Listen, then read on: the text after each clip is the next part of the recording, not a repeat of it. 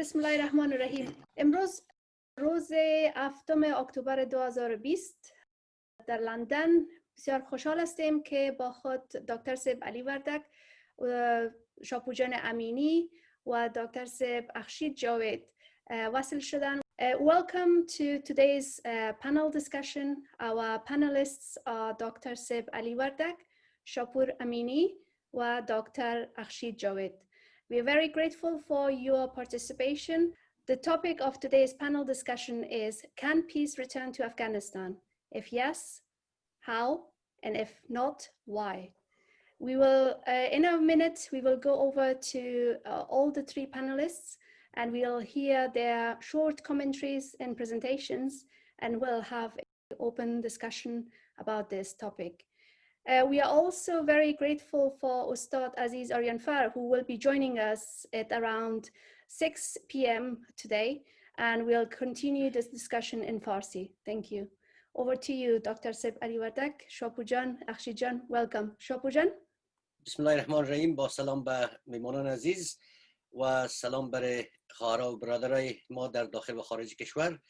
سالهاست که مردم افغانستان تشنه صلح است و میخواهند که اما دیالوگ و صحبت‌هایی که در ارتباط به صلح در داخل و خارج ادامه داره و شروع شده همیشه به یک نتیجه خوب برسه که مردم افغانستان واقعا از صلح دائمی لذت ببرن و زندگی آرام و با صفای خود داشته باشن. موردی که من میخوایم صحبت کنم در ارتباط با آرزوی مردم و نظر و خواستهای مردم در ارتباط با صلح. وقتی که موضوع افغانستان یاد شده از بدبختی‌ها و از ناامیدی‌ها صحبت میکنن و صلح یک چیز بعید و غیر ممکن به نظرشان میاد.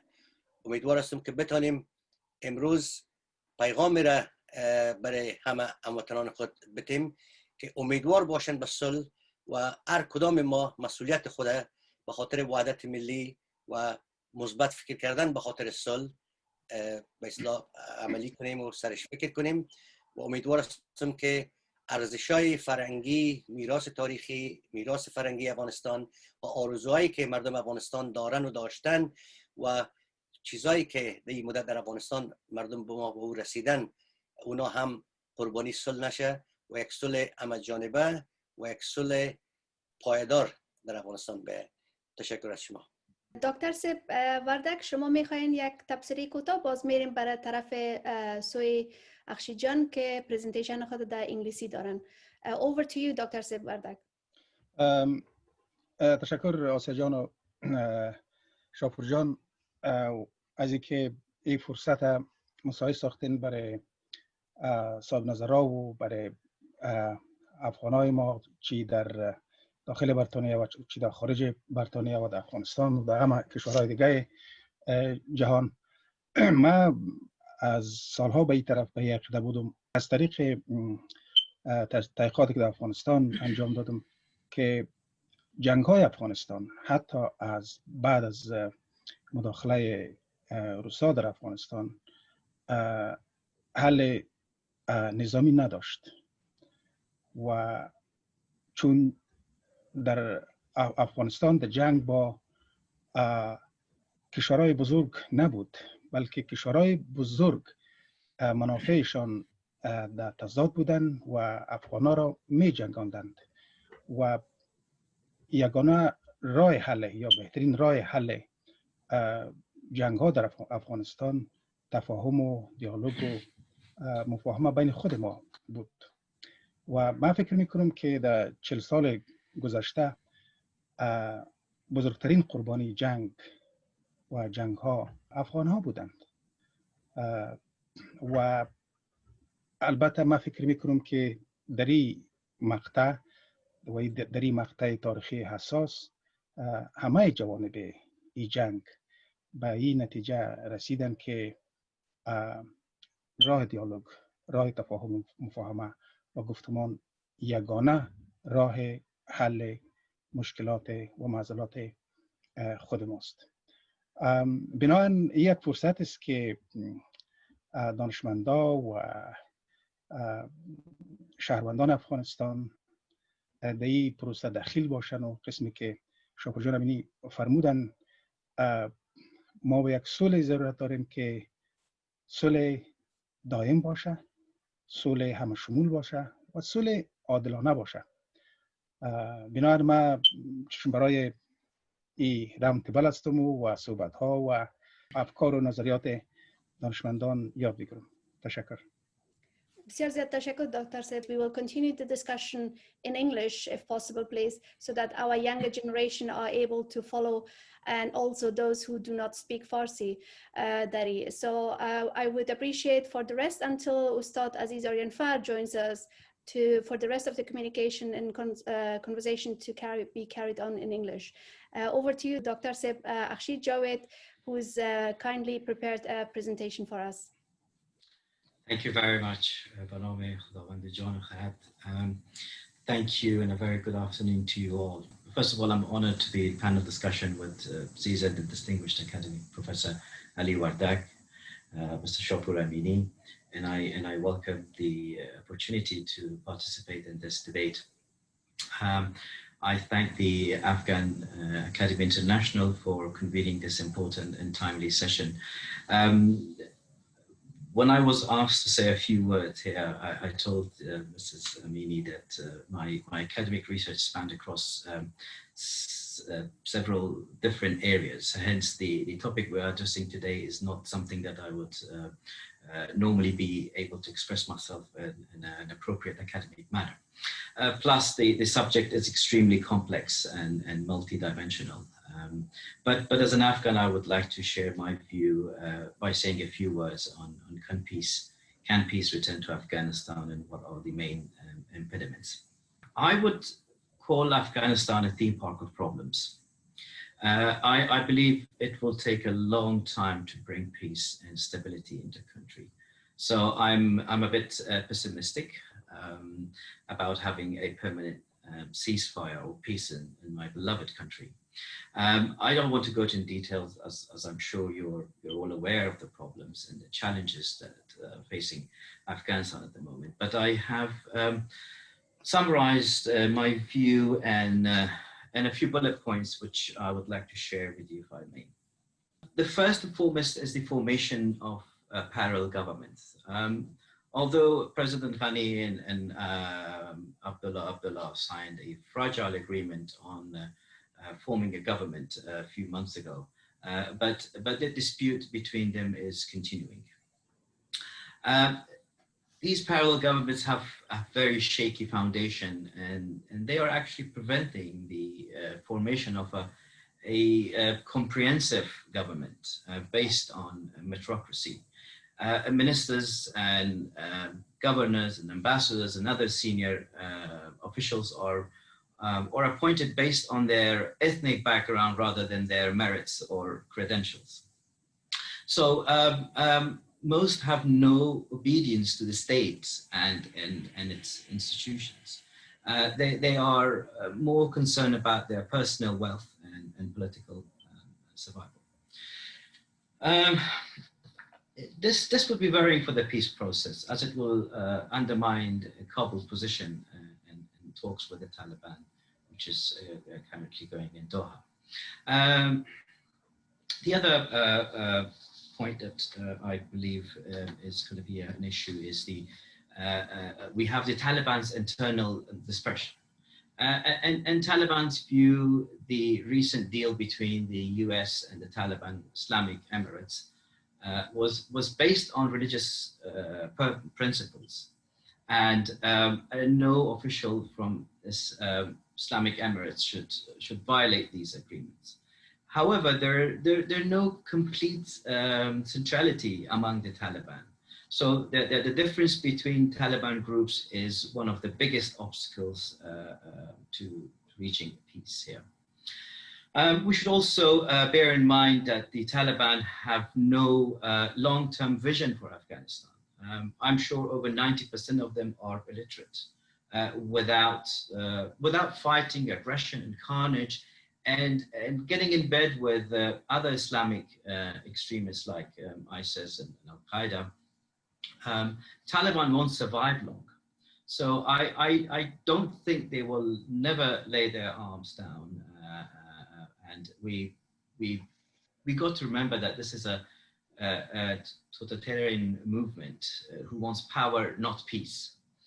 They are heartless fanatics willing to kill innocent people, including children and their mothers in maternity hospital. So it's very naive to base our hopes on the fact that the Taliban will change its nature, or it's more like a fairy tale to be honest here. I don't know what power sharing with the Taliban would look like, to be honest. Does it mean a mass execution in a football stadium every Friday? And there's, who can guarantee that these heinous attacks will end? Everyone expected that after the signing of the peace agreement between the Taliban and the United States, violence would reduce, while the Taliban appears to have respected their agreement not to attack the US and coalition forces. They have continued attacks on Afghan security forces, and I think this may be quite destructive to the peace process. On average, I heard the other day that on average, 20 brave Afghan soldiers are giving their life every day to protect the freedom they have enjoyed since 2002, and to protect the ordinary Afghans against the Taliban. I think the Afghan government gave too many concessions to the Taliban during the peace talks, and one of them was to release 5,000 Talibs. I mean, these are the most dangerous and heinous people on earth who could form the backbone of a rejuvenated terrorist infrastructure. The other point that I want to mention or one of the other most important points is relationship with Pakistan. While there's a hope that Taliban-US peace deal involving Pakistan could eventually lead to national reconciliation in Afghanistan, the presence of Afghan Talibans in Pakistan and of the Pakistani Taliban in Afghanistan could affect the peace process very much. We know that the United States appears to have used all necessary leverage, including suspension of security aid to force Pakistan to pressure the Taliban to accept the peace deal. But it has to be said that Pakistan's cooperation is an important element here. Islamabad's approach could have a major impact on the achievement of peace with the Taliban. Concurrently with Pakistan, the founding father of the Taliban, I think we need a new foundation or a reapproachment. We ought to have a long, sustainable vision. We must have an inclusive rapprochement and not a personalized bilateral relationship. And we must also have a legitimate process where we need to have a legitimate, or we need to recognize our legitimate interest and the interest of Pakistan. Moving on to foreign and regional actors, I believe that the global and regional actors in the Afghan peace process with Kabul should be in line with the process, or at least not diverge from it. Indeed, given the influence some foreign countries have on the Taliban, these actors actually have some effects on the Taliban's attitude towards peace with the Afghan government. Some foreign actors also believe that any peace agreement should be in harmony with their national interest, which is absolutely understandable.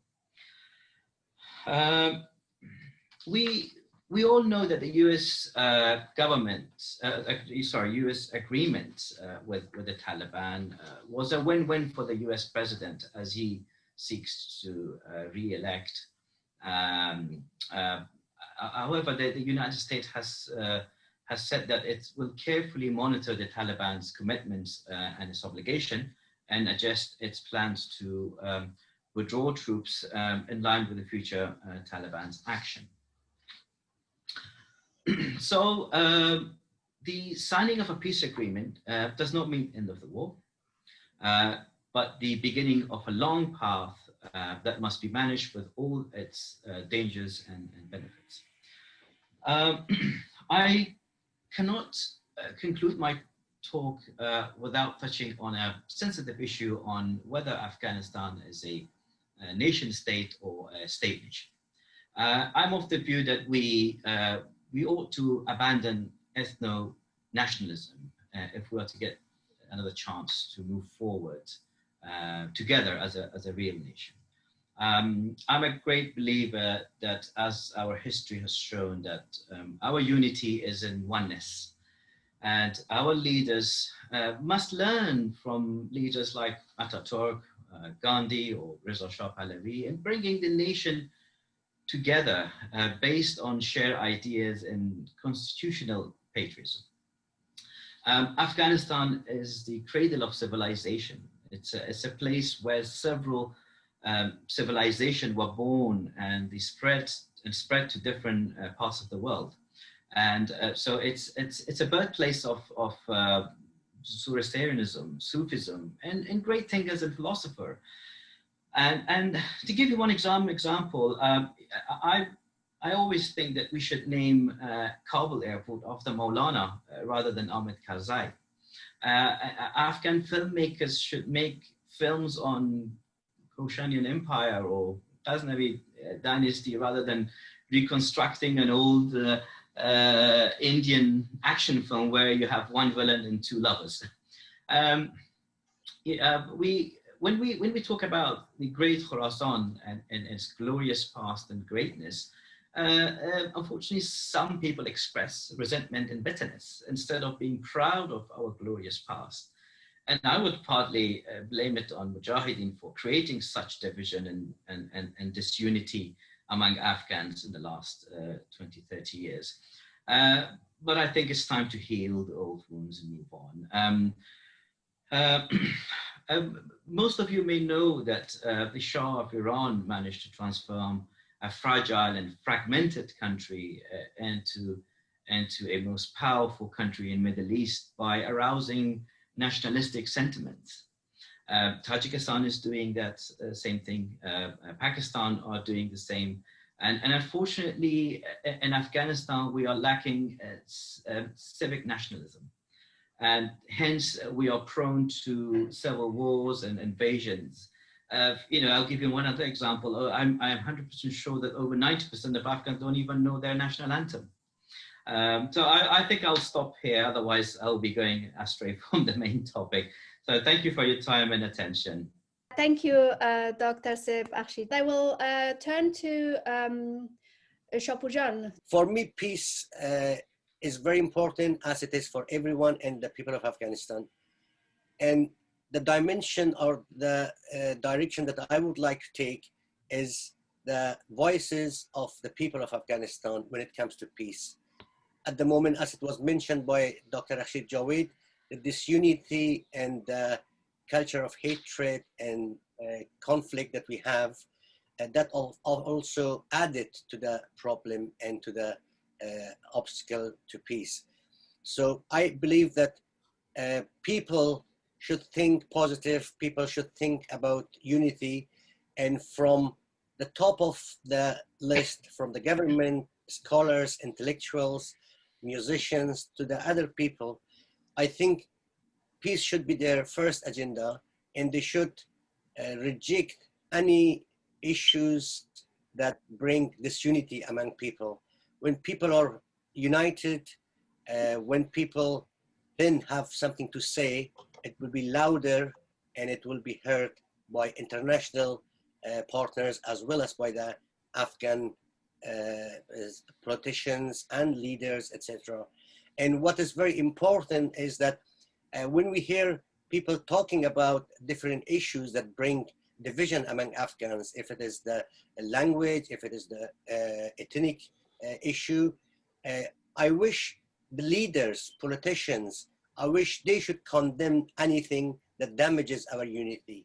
And I wish they promote unity and condemn, even if it is their own supporters that trying to have clips made, sending them to the media, social media, and to also in the meetings or demonstrations, they promote sort of a division or disunity.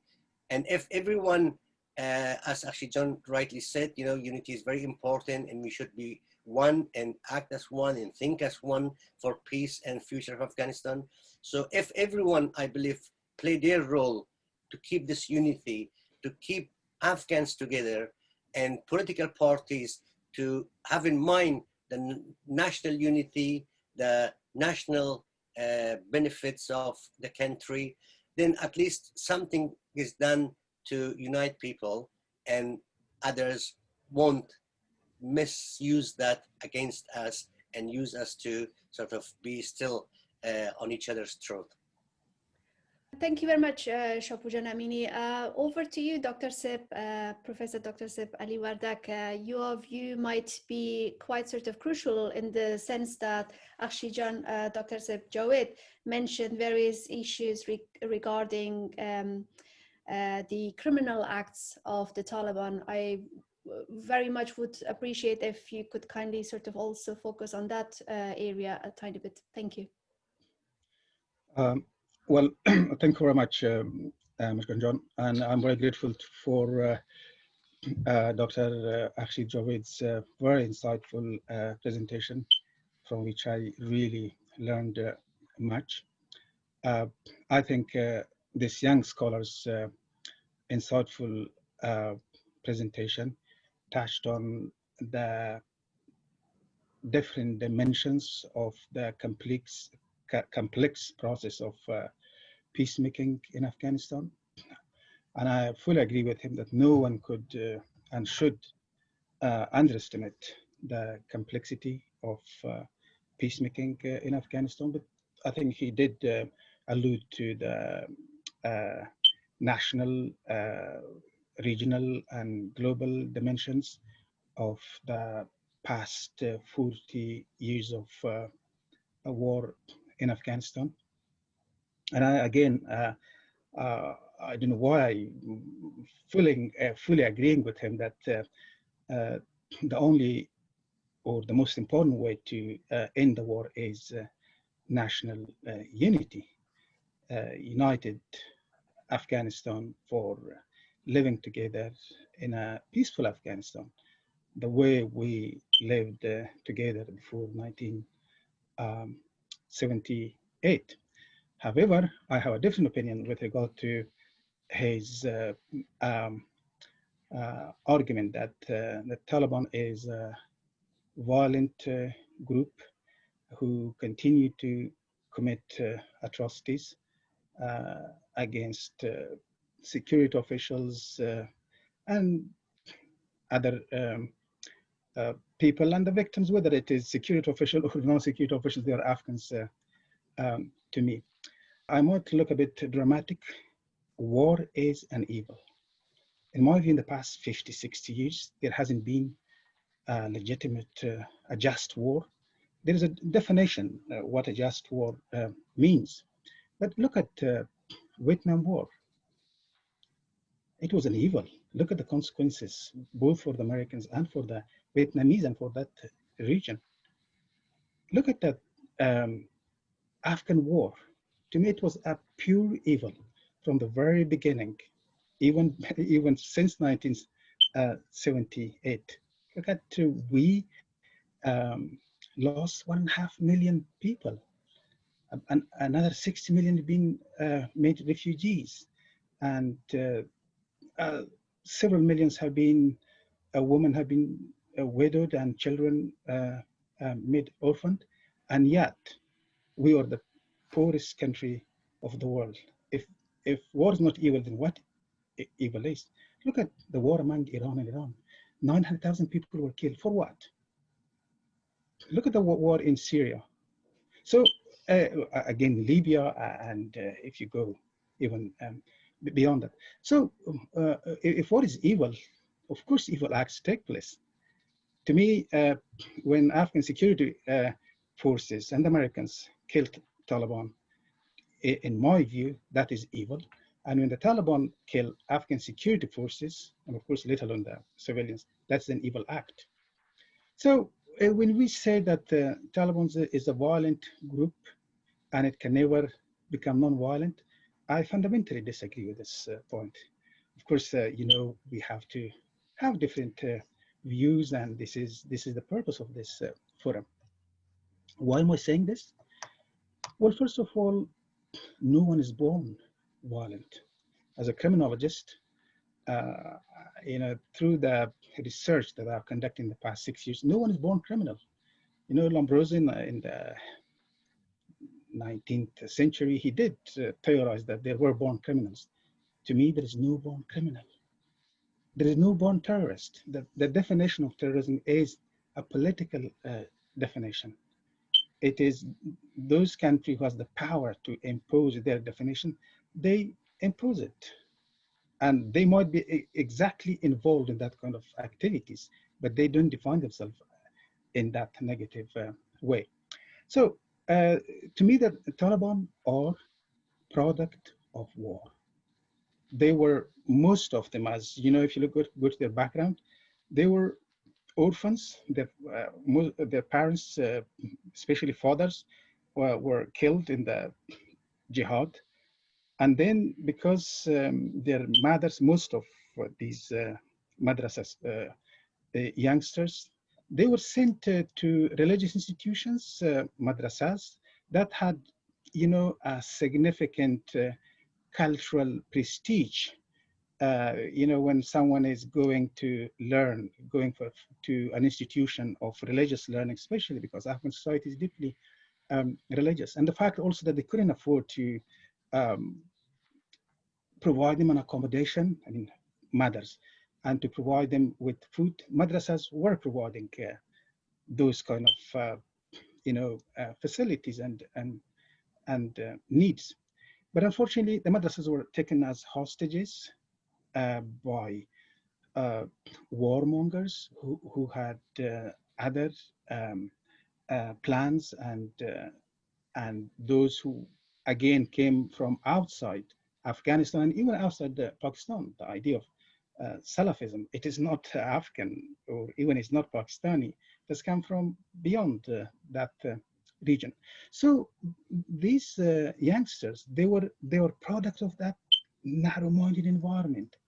And the fact that the Mujahideen committed atrocities against its own people, like against themselves, when they were involved in the war, then they became again part and parcel of that process of fighting. And yes, I agree with Dr. Javid that they have been involved in inflicting significant violence on the Afghan society. But when I say Afghan society as a whole, but also the state and the Americans have been inflicting significant violence and atrocities against the Afghan people. But this does not mean that they could not become non-violent. So I've prolonged my speech, but I just want to come to this main point. The other evidence I have is in 2011, myself and Professor John Braithwaite of Australian National University, we went to Afghanistan to conduct field research, which was part of a larger project supported by Australian National University. It's actually the research project is still continuing. It's a 20 years old research project which focuses at peacemaking, the cause of peace and war in 48 countries, and Afghanistan was one of the case studies.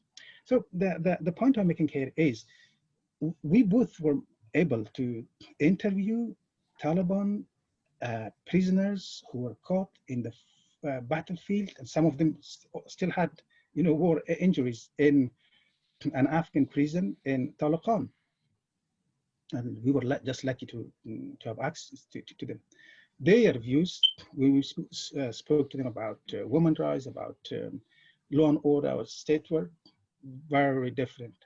from those of the Taliban leaders, very senior leaders, I don't need to name them, but who were living in Kabul in a relatively comfortable situation. Of course, they were living in Kabul under the auspices of the Afghan government, but they were very senior. So they were as senior as the foreign minister or ambassadors. Their views were very different. And one of our findings was that, look, these people for the past at least 7-8 years have been living in a non-violent environment. So that the condition, the social environment shapes individuals' thinking, feeling. If you look at, for example, Northern Ireland, the Northern Ireland, the IRA's leaders, I came to this country about 35 years ago. And at that time, IRA was at the peak of its violence. And I remember Mr. Thatcher would say that these are terrorists, never talk to terrorists. And they say they can never become non-violent.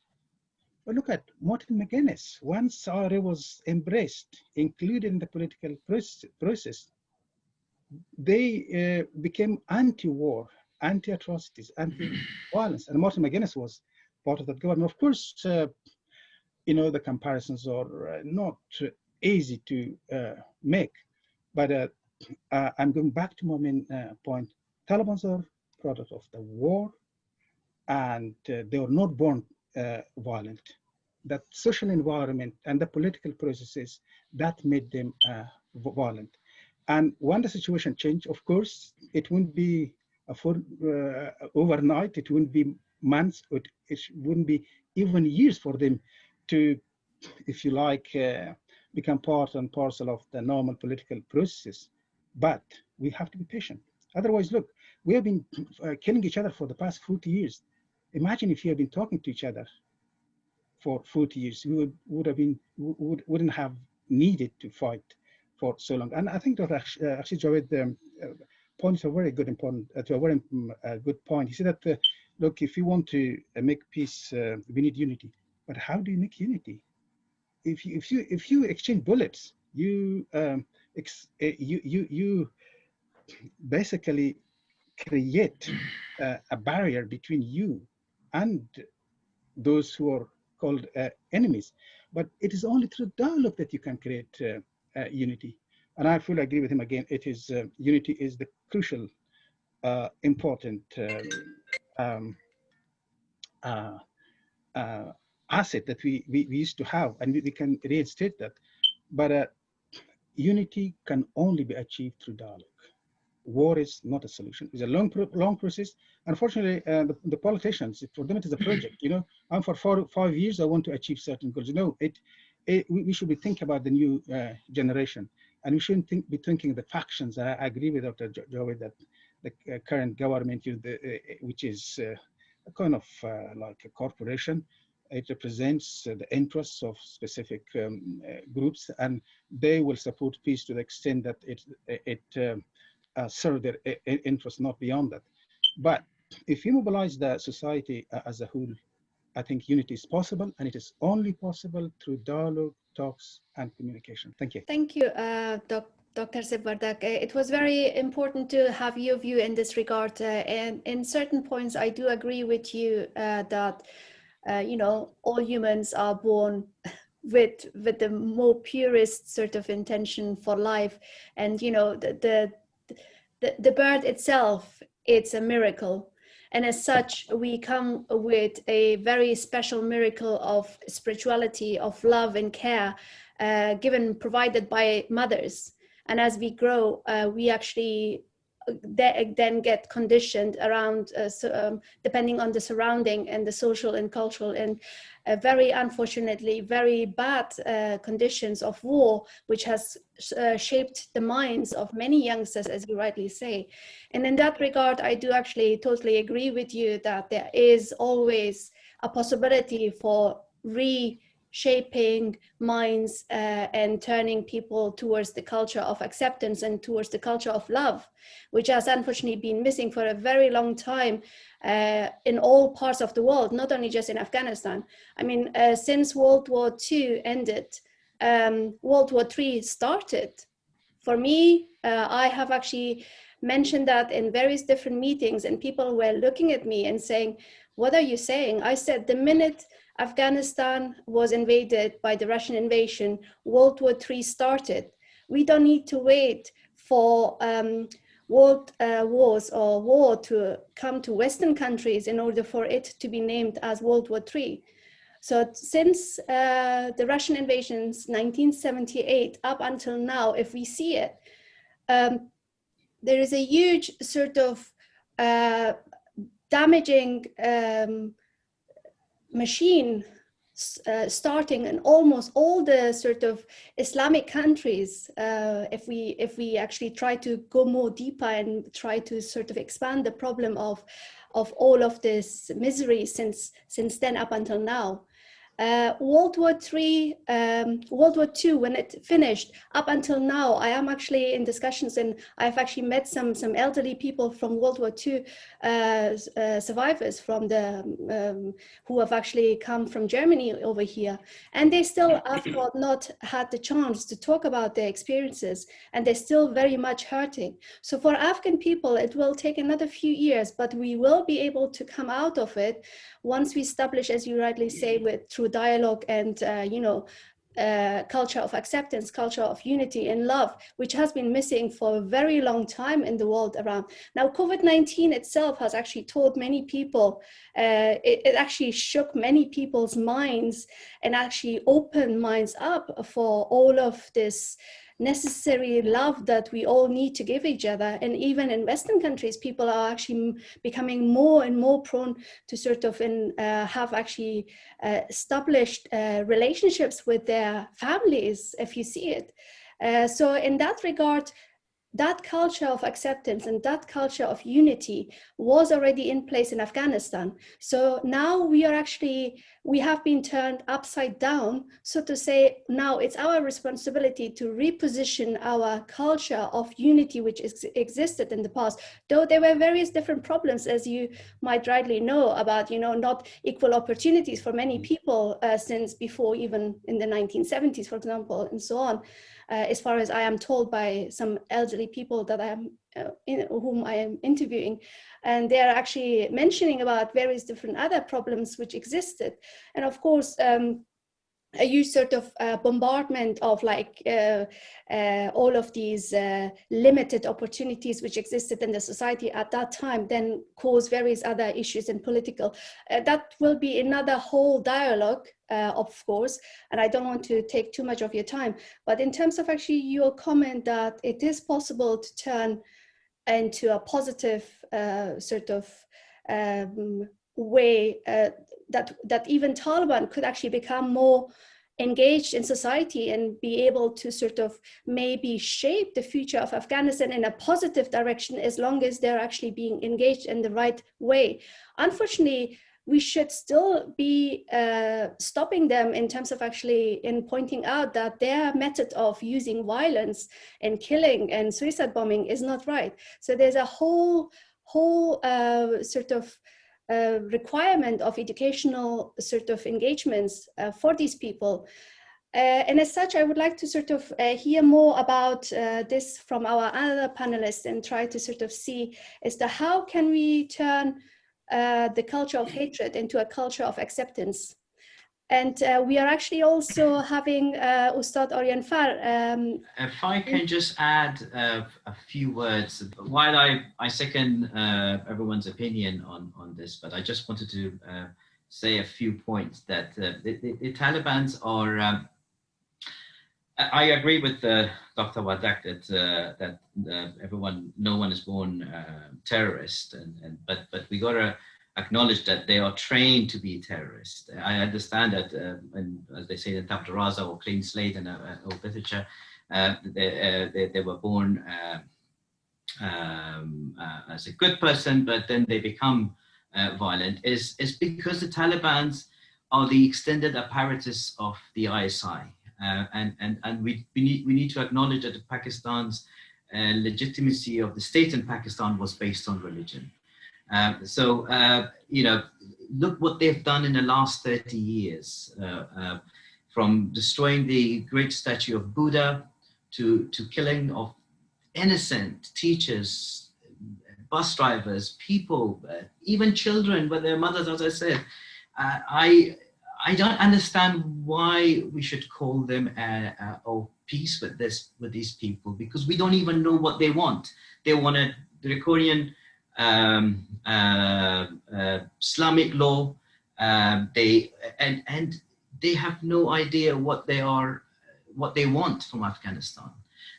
They don't even accept our constitution.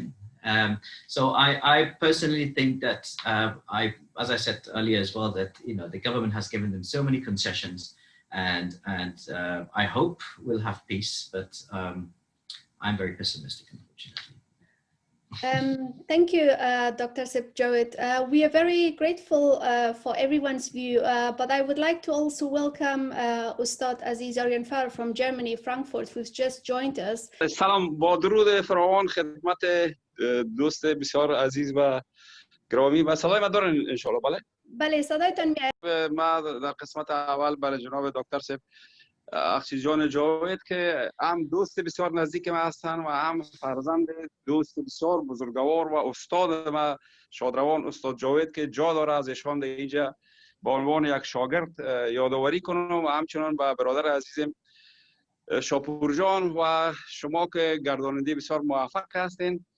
بسیار من خوشنود و خرسند هستم که در جمع دوستان هستم. خدمت جناب دکتر سه وردک هم درودهای بی پایان خود تقدیم میکنم. استاد آریانفر، سلام بر شما. سلام استاد آریانفر، سلام و درود بر شما. خوش آمدین استاد. شما هم خوش باشین. Welcome, Ustad Aryanfar. We are going to be carrying on the conversation and finalizing the comments, but we will hopefully sort of turn it into a summary, which we will request for Shapur to give to you, and then carry on the conversation with yourself in Farsi. موضوع اساسی که دو دانشمند ما صحبت کردن، موضوع ازی بود که طالبا چطور میتونن به اصطلاح در دیالوگ صلح بتونن مثبت واقع شوند و به اصطلاح چیز باشه که بر مردم قابل قبول باشه. ما فقط با ارتباط همین موضوع میخوایم بگیم که مردم ما همونطور که زمان شاهی را امتحان کردن، زمان جمهوریت را امتحان کردن و با روی کار آمدن حزب دموکراتیک خلق به اصطلاح سوسیالیستی را تا اندازه که بود با مدت امتحان کردن و با آمدن مجاهدین، گروه های مجاهدین شناختن، از شیوه از اونا، از ایدئولوژی از و از عمل از ما دیدن و بعد از او طالبا آمدن، شیوه برخورد طالبا با مردم و با کارهایی که شد او را هم مردم ما شاهد بودن و شاهد هستند. و معلوم دار بعد از دوره دموکراسی که آقای کرزی سر قدرت آمدن و تا به حالی که دکتر اشرف غنی به اصطلاح رئیس جمهور افغانستان هستند، مردم چیزهای مختلفه، به اصطلاح ایدئولوژی‌های مختلفه، گروه‌های مختلفه، نظراتشان، اعمالشان به اصطلاح دیدن و مردم چیزی که میگن این است که دیگه یک کسی را نمیخواین و اقلاً به این شیوه که بوده دوباره نمیخواین. اگر به اصطلاح اسلامی باشه مردم ما ترجیح میتن که با مو اسلامی که در هیچ جای دیگه شاید نباشه که در افغانستان بود، با مو اسلام، با مو صفا، با مو به اصطلاح صحبتی که افغانستان خاک اولیاست و با مو صفاتی که مردم ما داشتن هنوزم دارن، میخواین رژیم و یا حاکمیت‌های بیایه و یا مردمان بیایه که اونمو رو قدر بده و اونمو در کاراکتر و در نظرشان و به اصطلاح در فکرشان باشه. از خشم و جبر مردم ما خسته شدن و مردم ما امروز اون مردم به اصطلاح 40 سال پیش هم نیست، 30 سال پیش هم نیست، 20 سال پیش هم نیست. مردم واقعا روشن شدن، تحصیل کرده‌های ما بسیار زیاد هستند، هم در خارج هم در داخل و فکر میکنم هیچ نوع ایدئولوژی که امو صفا و صمیمیت و امو خصوصیات‌های مردم و فرهنگ ما را به هم بزنه و جبری چیزی را سر از اونا به اصطلاح بیاره و اونا را اذیت کنه، فکر میکنم او جایش دیگه نمونده. درست است که بالاخره دیالوگ یگانه چانس است، درست است که جنگ تا آخر نمیپایه و باید راه دیالوگ داشته باشه، چیزی که بدبختانه دنیا هم اول در فکرش نبودن، به حساب جنگ آمدن و اونا هم فعلا ترجیح میتن که به اصطلاح دیالوگ باید می بود و کاش کمین از اول شروع میکردن که در این 20 سال زیادتر کشور از بین نمی رفت، زیادتر به اصطلاح مردم ما از بین نمی رفتن.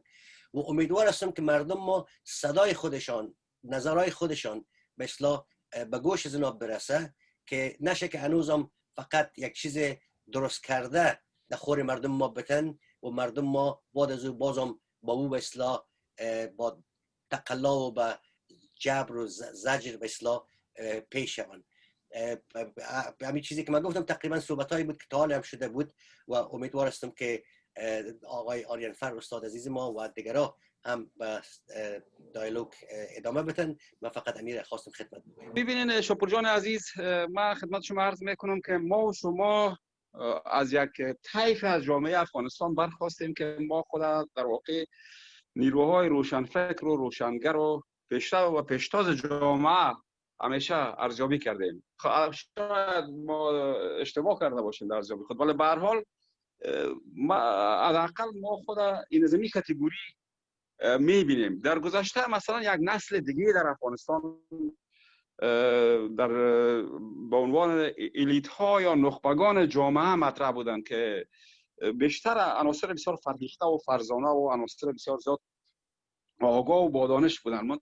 متاسفانه که در 4 دهه گذشته در افغانستان نیروهای به صحنه سیاست آمدند که نه تجربه دولتداری داشتند و نه از دانش و تجربه لازم برخوردار بودند. بنابراین آنچه که ما و شما با عنوان یک آرمان یا یک آرزو فکر میکنیم و میپنداریم و برداشت‌های ما با برداشت‌های بخش بزرگ از جامعه از ریشه و بنیاد فرق میکنه. من یک مثال کوچک خدمت شما عرض میکنم. با عنوان مثال ما با خانواده شادروان جاوید 41 سال از آشنایی دارم و با شما 30 سال، درست؟ ولی من شما با سوگند براتون میخورم که امیال من نمیفهم که این خانواده آقای جاوید سنی هستن یا شیعه، پشتون هستن یا تاجک. از شما رو همچنان نه، هیچ وقتی مثلا بین ما شما مطرح نبوده و مطرح نکردیم. اما در افغانستان متاسفانه امروز از مسئله مذهب، از مسئله دین، از مسئله منطقه، از مسئله سمت، از مسئله زبان، از همه چیز به نفع گروه‌های معلوم الحال بهره‌برداری‌های ابزاری صورت میگیره. این یک مشکل بسیار بزرگ است. خب این ما کنار میگذاریم. من خدمت شما عرض میکنم که به خاطر از اینکه یک دکتر بتونه یک بیمار تداوی کنه و مداوا کنه و دارو کنه، اول باید تجزیه و تحلیل و آنالیز شود که مشکل بیمار چی است، بیماریش چی است و از کدام راه ها میتونه که با کمترین هزینه بیمار را شفا ببخشه. خب شاید امکان داره که در اثر فیزیوتراپی یک بیمار شفا بیفته یا به اثر استراحت یا تجویز داروهای آرام بخش و مسکن و شاید هم عملیات جراحی کار باشه. این بحث است که یک طبیب حاذق میتونه ایره در واقع ریش تصمیم بگیره و شاید هم یک گروه از متخصصین. ولی پیش از هر چیز هر دکتر به آنالیز ها نیاز داره که رنتگن شود که مثلا عکس شش و قلب و بعض جای دیگه گرفته شود یا بعض آنالیز های دیگه صورت بگیره. ببینید افغانستان یک مشکل سه بودی داره، یک معادله سه مجهوله است. یک بود مشکل افغانستان بود جهانی است که متاسفانه و سوگوارانه بگوییم که در درازای تاریخ کشور ما میدانگاه تقابل و رویارویی های قدرت های بزرگ بوده و این قدرت های بزرگ اینا اهداف بسیار بلند ژئوپلیتیک، ژئواستراتژیک، ژئواکونومیک و ژئوسیویلیزیشنی دارند. بحث دیگه کشورهای منطقه است. متاسفانه ما در یک جغرافیای بسیار پیچیده و دشوار قرار گرفتیم که در اینجا منافع کشورهای منطقه‌ای با هم در تقابل بسیار دراماتیک قرار داره. از یک طرف شما ببینید مناسبات هند و پاکستان که دو قدرت هستند که اینا با هم همیشه در کشاکش و تضاد و رویارویی بودند و افزایش نفوذ هر کدام از این کشورها در افغانستان میتونه که به طرف دیگر بسیار زیانبار باشد. شما تصور کنید که مثلا اگر در افغانستان یک دولت طرفدار هند باشد، در اون صورت پاکستان از دو طرف در یک فشار مثل که زیر دو سنگ آسیا قرار بگیره. ولی برعکس اگر مثلا در افغانستان دولت روی کار با یکی دولت وابسته به پاکستان باشه، خب طبعا منافع هند با یک چالش جدی روبرو میسازه. خب این یک جانب قضیه است. میرسیم این طرف که مثلا ایران که همسایه غربی ما هست، با کشورهای دیگه عین مشکل داره، با کشورهای عربی و ترکیه. یعنی در اینجا هم ما در یک مثلث برمودایی قرار داریم که منافع ایران، منافع کشورهای عربی و منافع ترکیه در یک تضاد بسیار عمیق است. کمایی که در میان خود کشورهای عربی هم منافع قطر و عربستان در تعارض و چیز شدید قرار داره. تمام این مسائل سر افغانستان تاثیر منفی میگذاره. عالم داخل افغانستان، در داخل افغانستان امروز ما با یک فاجعه روبرو هستیم. یعنی بدون در گذشته اگر ما مثلا تا جایی که خود ما از تجربه شخصی به یاد میاد، حداقل از اون دوره دموکراسی که در زمان ظاهر شاه بود، کشور از طرف از موقعیت یک کشور اتوریتار یا اقتدارگرا و یک کشور که در او یک نظام بسیار منضبط و نظام خب نمیشه گفت استبدادی، ولی به هر حال یک نظام بسیار اقتدارگرا بود، اتوریتار میگن از اگر انگلیسیش ما درست تلفظ کرده باشم. آهسته آهسته ما به طرف یک وضعیت مطلوب میرفتیم، ولی کودتاهایی که در کشور پای در پای صورت گرفت و توسل به روش‌های سخت افزاری باعث شد که کشور به حالت بد بیفته. متاسفانه امروز در افغانستان چالش‌های مذهبی، زبانی، سمتی، قومی اینا در یک حد بسیار انفجارآمیز رسیده و این از طرف قدرت‌های مختلف خارجی دامن زده میشه. اگر قرار به این باشه که مشکل بر خود ما بسپارن، ما بسیار به سادگی میتونیم بین خود بشینیم و مشکل حل کنیم، اما متاسفانه که منافع قدرت‌های بزرگ نمیگذارن ما را. ولی اگر از نظر ریال پلیتیک ببینیم، فعلا در بیرون افغانستان دو اردوگاه در تقابل قرار دارد. در یک طرف اردوگاهی است که در او روسیه، ایران و هندوستان قرار دارند. موقف از اینا حمایت از دولت کنونی افغانستان است و دلیلش است که اونا میخواهند که با حمایت از دولت کنونی افغانستان جلو نفوذ پاکستان که بر عرصه از قدرت‌های منطقه‌ای خطرناک است و همچنان جلو نفوذ قدرت‌های عربی را در منطقه بگیرند. از طرف دیگه پاکستان، خود ایالات متحده آمریکا و قطر که خب به هر حال میشه گفت که به صورت غیر مستقیم عربستان هم در این کار دخالت داره، اینا یک اردوگاه دیگه هستن که از اپوزیسیونی که در برابر دولت کفیلی افغانستان هست حمایت میکنن.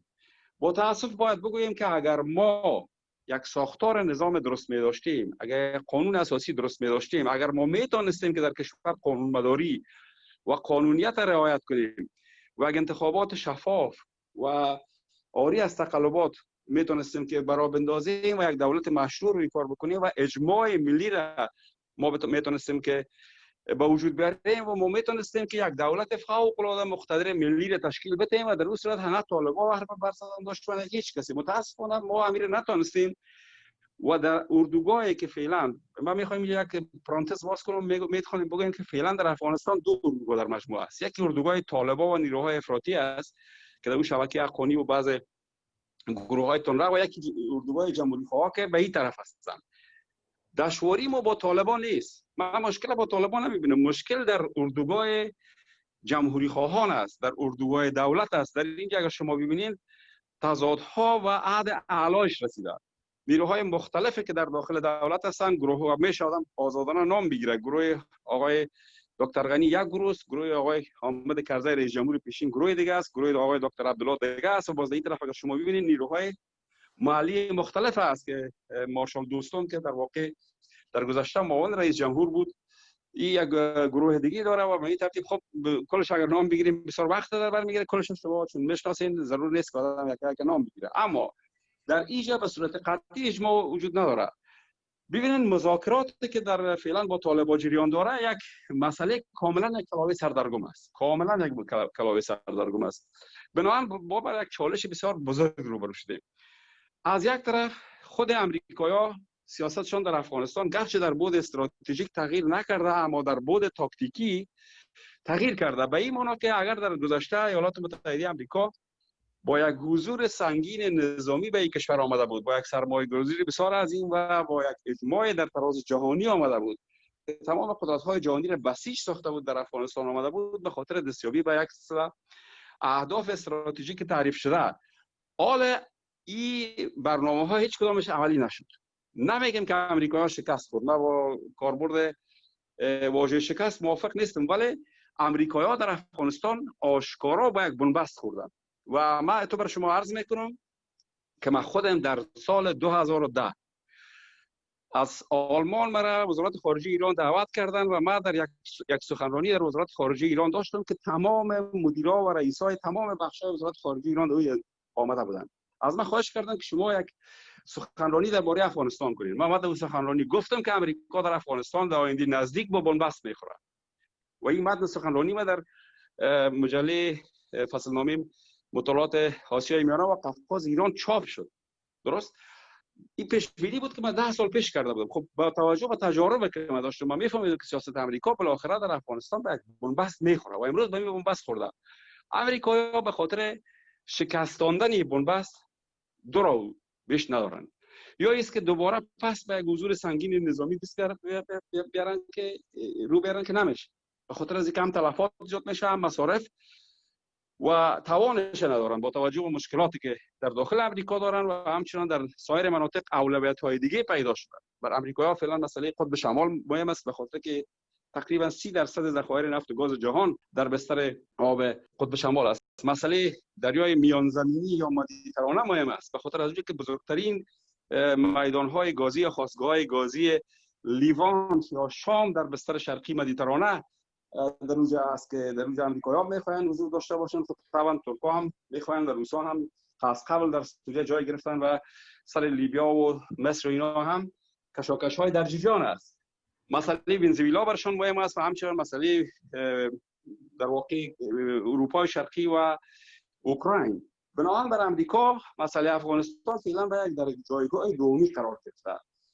بنابراین امریکایی‌ها به خاطر از اینکه بحران افغانستان حل کنن میخواهند این را منجمد بسازن. وقتی که یک بحران منجمد ساخته میشه این از بین نمیبرن، یعنی نمیخواهند که مشکل حل شود، این را به صورت منجمد میمونن تا زمانی که دوباره پس زمینه برای یک فوروارد پالیسی در 10 سال آینده، 20 سال آینده، 50 سال، حتی 100 سال آینده اگر زمینه فراهم شود، اینا میخواهند که در افغانستان شکل حضور خود تغییر بدن. من باور ندارم که امریکایی‌ها به صورت کامل از افغانستان برن، بلکه اینا یک حضور نامرئی و بسیار محدود حفظ خواهد کردن. حالا ببینید مثلا مثال خدمت شما عرض می‌کنم. عراق، امریکایی‌ها کاملا از عراق نشینی کردن رسما، اما یک قرارداد با دولت عراق بستن که به اساس این قرارداد در حدود 10,000 نفر نیروهای امریکایی چی به صورت نظامی و انتظامی و امنیتی در خاک عراق به خاطر حفاظت از پایگاه‌های امریکایی و سفارت امریکا حضور دارن.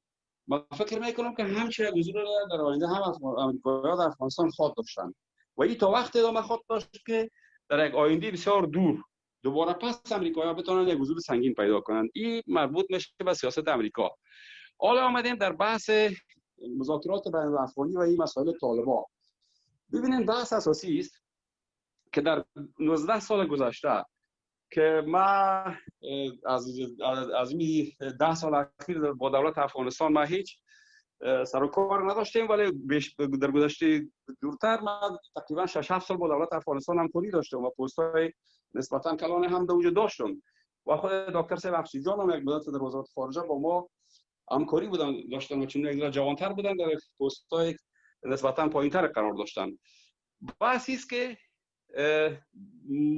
در 19 سال گذشته ما شاهد هستیم و ما در حداقل در 6 سال کاملا از نزدیک شاهد بودم که امریکایی‌ها بسیار نیروی عظیمی را سرفرازی کردند که به خاطر حل مشکل افغانستان طالبان را وارد ساختار دولت افغانستان بسازند.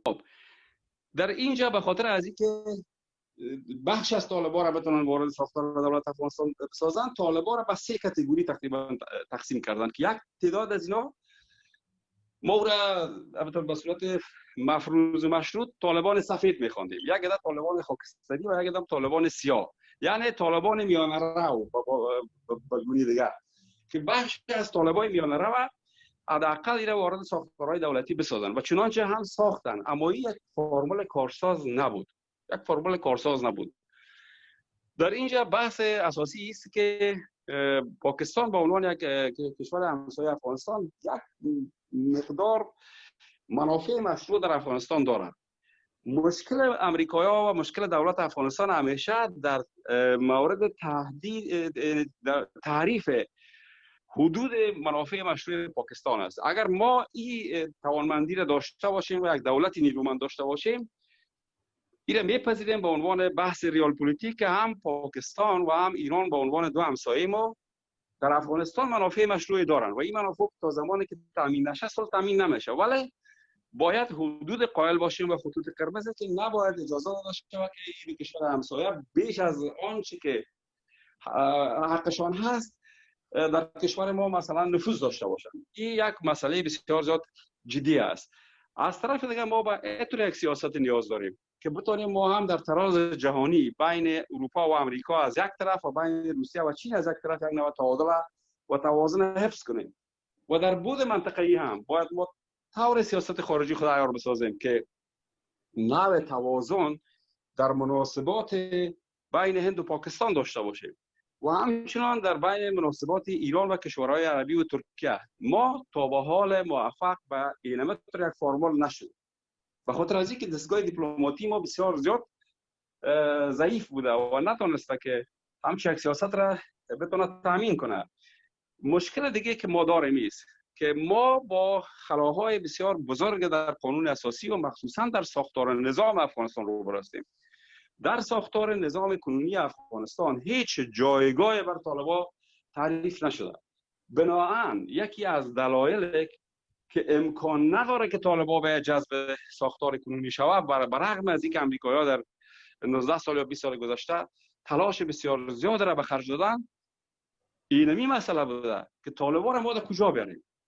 خب طالبان یک دایره دارن، اونا میخواین که در افغانستان یک امارت اسلامی به اونا میخواین که برداشت‌های مشخص خودشان که از شریعت داره او تطبیق شه. حالا ما کدام ما خلاف شریعت اسلامی هستیم؟ هیچ کسی در افغانستان خلاف شریعت اسلامی نیست، اما قرائت‌های مختلف از شریعت اسلامی وجود داره. از ارزش‌های شرعی و موازین شرعی قرائتی که طالبان داره با قرائتی که احزاب مجاهدین داره و احزاب گروه‌های شیعه داره، هیچ کدام از این قرائت‌ها با هم سر نمیخورن.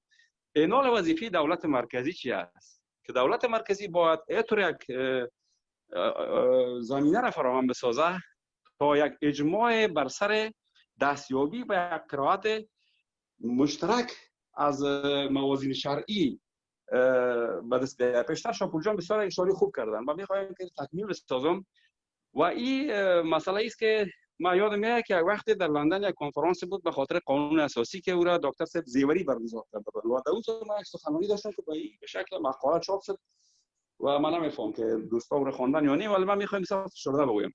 ببینید مطالعه قانون‌های اساسی افغانستان در گذشته نشان میده که همیشه در قانون‌های اساسی ما از زمان امان الله خان تا به حال 3 اصل کلیدی در نظر گرفته شده. یکی از اصول کلیدی اینمی است که ما در قانون اساسی خود باید به ارزش‌های اسلامی پابند باشیم. هیچ قانون در افغانستان نمیتونه که خلاف موازین اسلامی باشد. این موضوعی بوده که در تمام قانون اساسی افغانستان به شمول قانون اساسی کنونی رعایت شده. درست؟ این یک مسئله است. موضوع دوم که است، طوری که شاپور جان هم اشاره کردن، افغانستان یک سلسله ارزش‌های مدرن همیشه باید در نظر بگیره. ببینید کنوانسیون‌های جهانی حقوق بشر است، حقوق زنان است، دموکراسی است. افغانستان عضو شورای عضو سازمان ملل است، عضو بسیار مجامع دیگه بین المللی است، عضو سازمان کشورهای اسلامی است، عضو اکو است، عضو سارک است، عضو سیکو است و سازمان‌های مختلف دیگه است.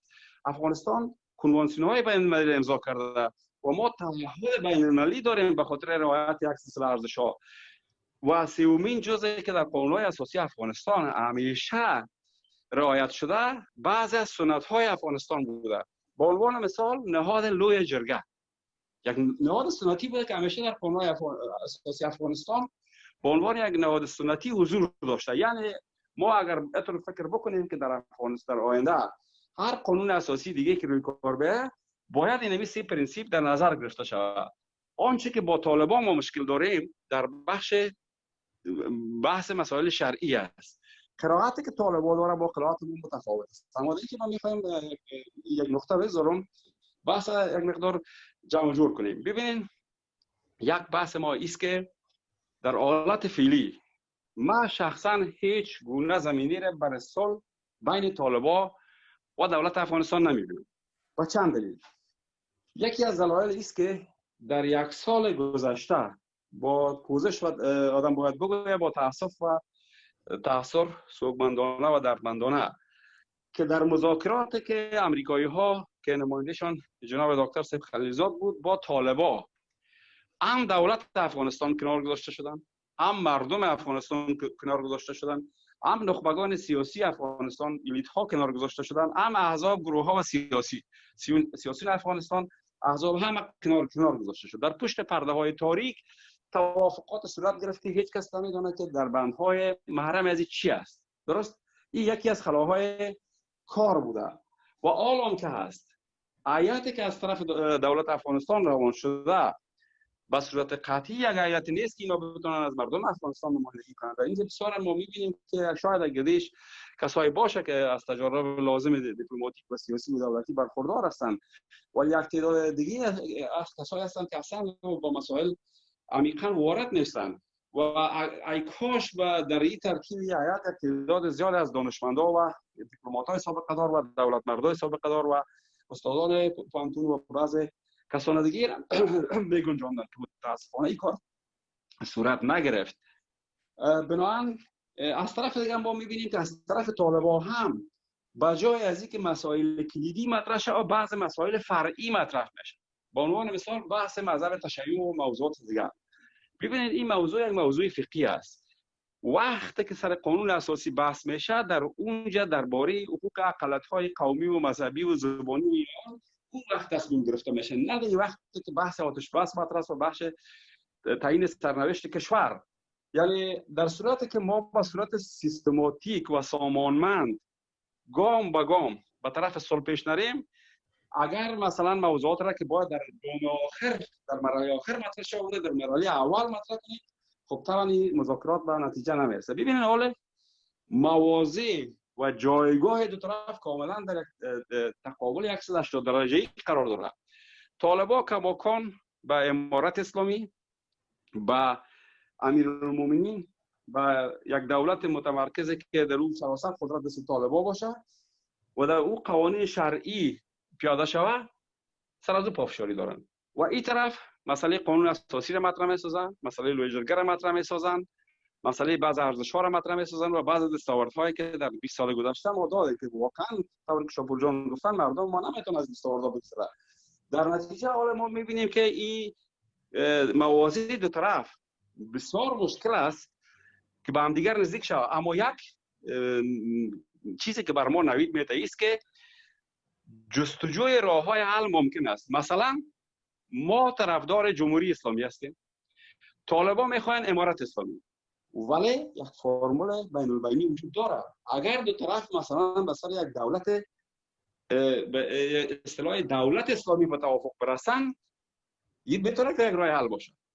وقتی یعنی نفسش چیزی که دولت اسلامی باشه. طالبان میره میخواین ما شما میخوایم، اما این یک به عنوان مثال من خدمت شما عرض کردم. خب فعلا دو گزینه را من میتونم پیش بینی کنم.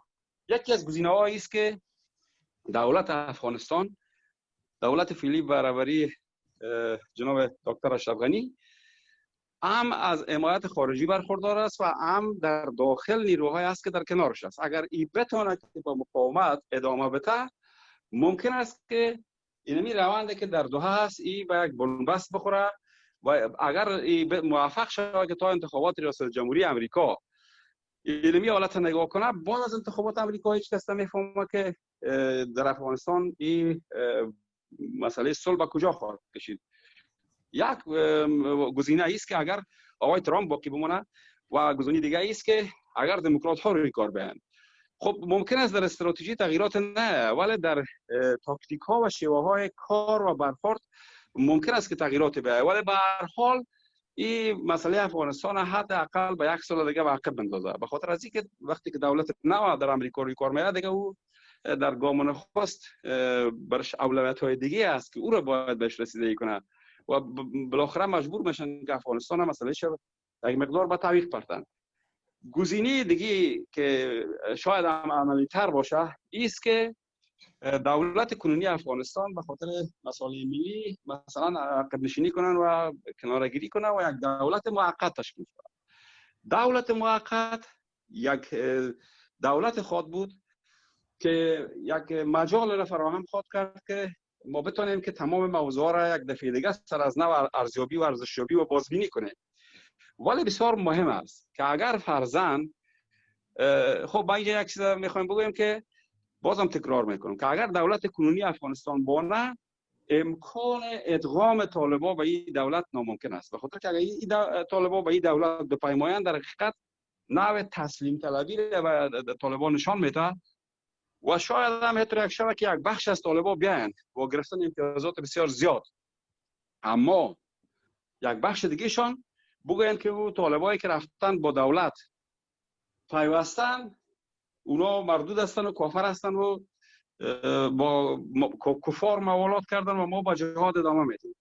در اینجا باید بسیار مواظب باشیم که پاکستان بسیار سیاستمدارای زرنگ داره و اونا میتونن که با دو کارت بازی کنن، یعنی بخش از طالبایی که یک مقدار سنشان بالا رفته و توانمندی جنگ ندارن اینا به عنوان یک برگه سیاسی استفاده کنن و نیروهای جوان طالبان را در یک جبهه دیگه تحت یک نام دیگه یک بیرق دیگه بالا میشه به یک نام دیگه شاید به میدان برن. این خطر وجود داره. از طرف دیگه اگر مثلا دولت کنونی بانه سر جایش خوب میتونه که از مواضع خود در بسیار از جهات دفاع کنه با توجه به اینکه هم روسیه ازش حمایت میکنه، هم کشورهای آسیای میانه، هم ایران و هندوستان، اما این جنگ دوام میکنه و دوام این جنگ هیچ کسی گارانتی نمیتونه بکنه که چقدر این جنگ دوام میکنه. ممکن است افغانستان به یک سوریه دیگه مبادله بشه، ممکن است ما با دمو جنگ های زمان جهاد که شوروی ها در افغانستان حضور داشتن با مو یک دوره اما یک چیز برگردیم. اما اگر یک دولت موقت روی کار شوه در اینجا دو گزینه میتونه که متصور باشه. یک گزینه است که اگر این دولت متشکل از افراد معامله‌گر، افراد سودجو، افرادی که دستشان به جنایت‌های گوناگون آلوده باشه و اونا باز هم کوشش کنن که به خاطر منافع شخصی خود سر منافع ملی تجارت و معامله کنند، قطعا افغانستان باز هم به طرف یک بحران خواهد رفت. شاید موقتا از بحران بیرون بیاید ولی دوباره به یک بحران خطرناکتر دیگه میره.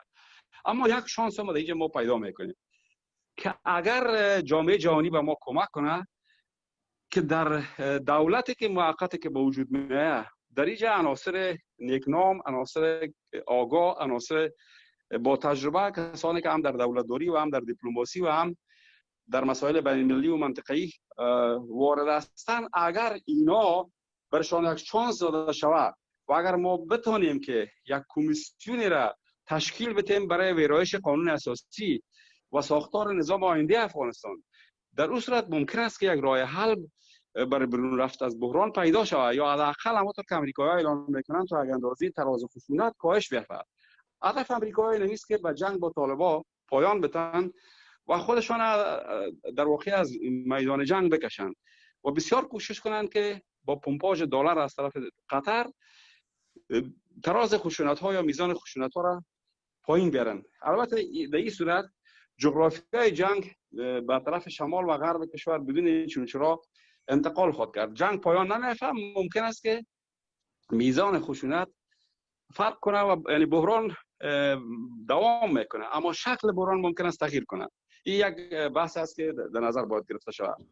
مسئله دیگه است که وقتی که دولت موقت تشکیل میشه باید در اینجا تا یک اندازه منافع طالبان هم در نظر گرفته شود. یعنی ممکن است که بعضی از وزارت ها بر طالبان داده شود، بعضی سفارت ها، بعضی ولایت ها و بعضی تا یک حدود منافع طالبان البته با مقدار وزنشان. و در اینجا بسیار یک چیز مهم است. اگر ما در اینجا بتونیم تمام اقتدار ملی خود بسیج کنیم، اگر بتونیم ما یک اجماع بسیار سراسری بزرگ به وجود بیاریم و تیم دولتی که در دولت موقت است بسیار تقویت کنیم، در اون صورت طالبان در یک اقلیت قرار میگیرند و نمیتونن که شرایط خود دیکته کنن، مثل امروز که آمدن در میدان و ابتکار عمل دیپلماتیک امروز در حقیقت طالبان در دست دارند. درست؟ بنابراین دوله انتقالی اگر به وجود بیاید که من زیادتر فکر میکنم که احتمالش بیشتر است. خب البته نمیشه که آدم بسیار قاطعانه گفت چون فعلا در حدود 50-50 است، یعنی 50 در 50. اما در صورتی که بازم تکرار میکنم که اگر دولت فعلی ادامه پیدا کنه، خب جنگ به این ترتیب ادامه پیدا میکنه تا زمانی که یک زمینه یا فرصت دیگه به دست بیاد که باز ما بتونیم که یک بازنگری کنیم در مسئله. ولی اگر دولت موقت روی کار میه، این یک چانس در بر ما میده که اگر درست استفاده شود، تکرار میکنم، اگر درست استفاده شود میتونیم که یک راه حل پیدا کنیم. ولی اگر خدای ناخواسته در تشکیل دولت موقت اشتباه صورت بگیره، بازی اشتباه دیگه جبران ناپذیر خواهد بود، بسیار خطرناک بشه وضعیت. بنابراین بسیار مهم است. ولی آنچه که بسیار مهم است که ما فرض کنیم که یک دولت موقت تشکیل شد و این دولت موقت به صورت نسبی آنچه که ما میخواهیم باشه. در اینجا بسیار مهم است که سر ساختار آینده سیاسی افغانستان و سیاست خارجی آینده افغانستان باید به صورت بسیار دقیق کار صورت بگیره. در سیاست در گذشته اگر ما ببینیم در سیاست خارجی، چه در دوره ظاهرخان و چه در دوره داود خان، حتی اگر عقب‌تر بریم از زمان امیر عبدالله خان که پدر امان الله خان منظورم است، به این طرف افغانستان تا زمان داود خان یک سیاست مشی بی‌طرفی مثبت فعال پیش گرفته بود و ما تانسته بودیم تا یک اندازه با مانور بین شوروی وقت و امریکا یا بین ناتو و پیمان وارسا یک نوع موازنه را حفظ کنیم. بعد از اون موازنه برهم خورد و آل وقت از این رسیده که ما بتونیم تا یک اندازه اگر دو قدم نمیشه کوشش بسیار زیاده بکنیم که تا یک اندازه در مناسبات خارجی بعض موازنه را حفظ کنیم به صورت نسبی. اگر مثل سابق نمیشه این موازنه را ما باید حفظ کنیم، یعنی یک موازنه در تراز بین‌المللی و یک موازنه در تراز منطقه‌ای و یک موازنه دیگر هم باید در تراز داخلی ما باید متوجه باشیم. از دید شخص خود من قانون اساسی فعلی افغانستان با وجودی که یکی از قوانین بسیار خوب در منطقه است، اما نقایص بسیار شدیدی هم دارد. نیاز به ویرایش دارد، نیاز به اصلاحات دارد. بسیار مواد است که با هم متناقض است. بعضی از مواد که از صراحت نداره و در مورد بعضی از مواد باعث ازش شده که کشور بارها به لبه بحران بره. یک مشکل بسیار کلانی که در قانون اساسی کنونی است، تمرکز بیش از حد قدرت و صلاحیت ها و اختیارات در یک دست است که منظور از ارگ باشه. هیچ نوع مکانیزم های پاسخگویی وجود نداره، هیچ نوع مکانیزم های مهار قدرت وجود نداره. بارها قانون اساسی از طرف دولت مردان نقض شده. در نتیجه ما در واقع به نوع خلای قدرت روبرو هستیم. خلای قانون منظورم است، یک نوع خلای قانون با کشور دیده میشه.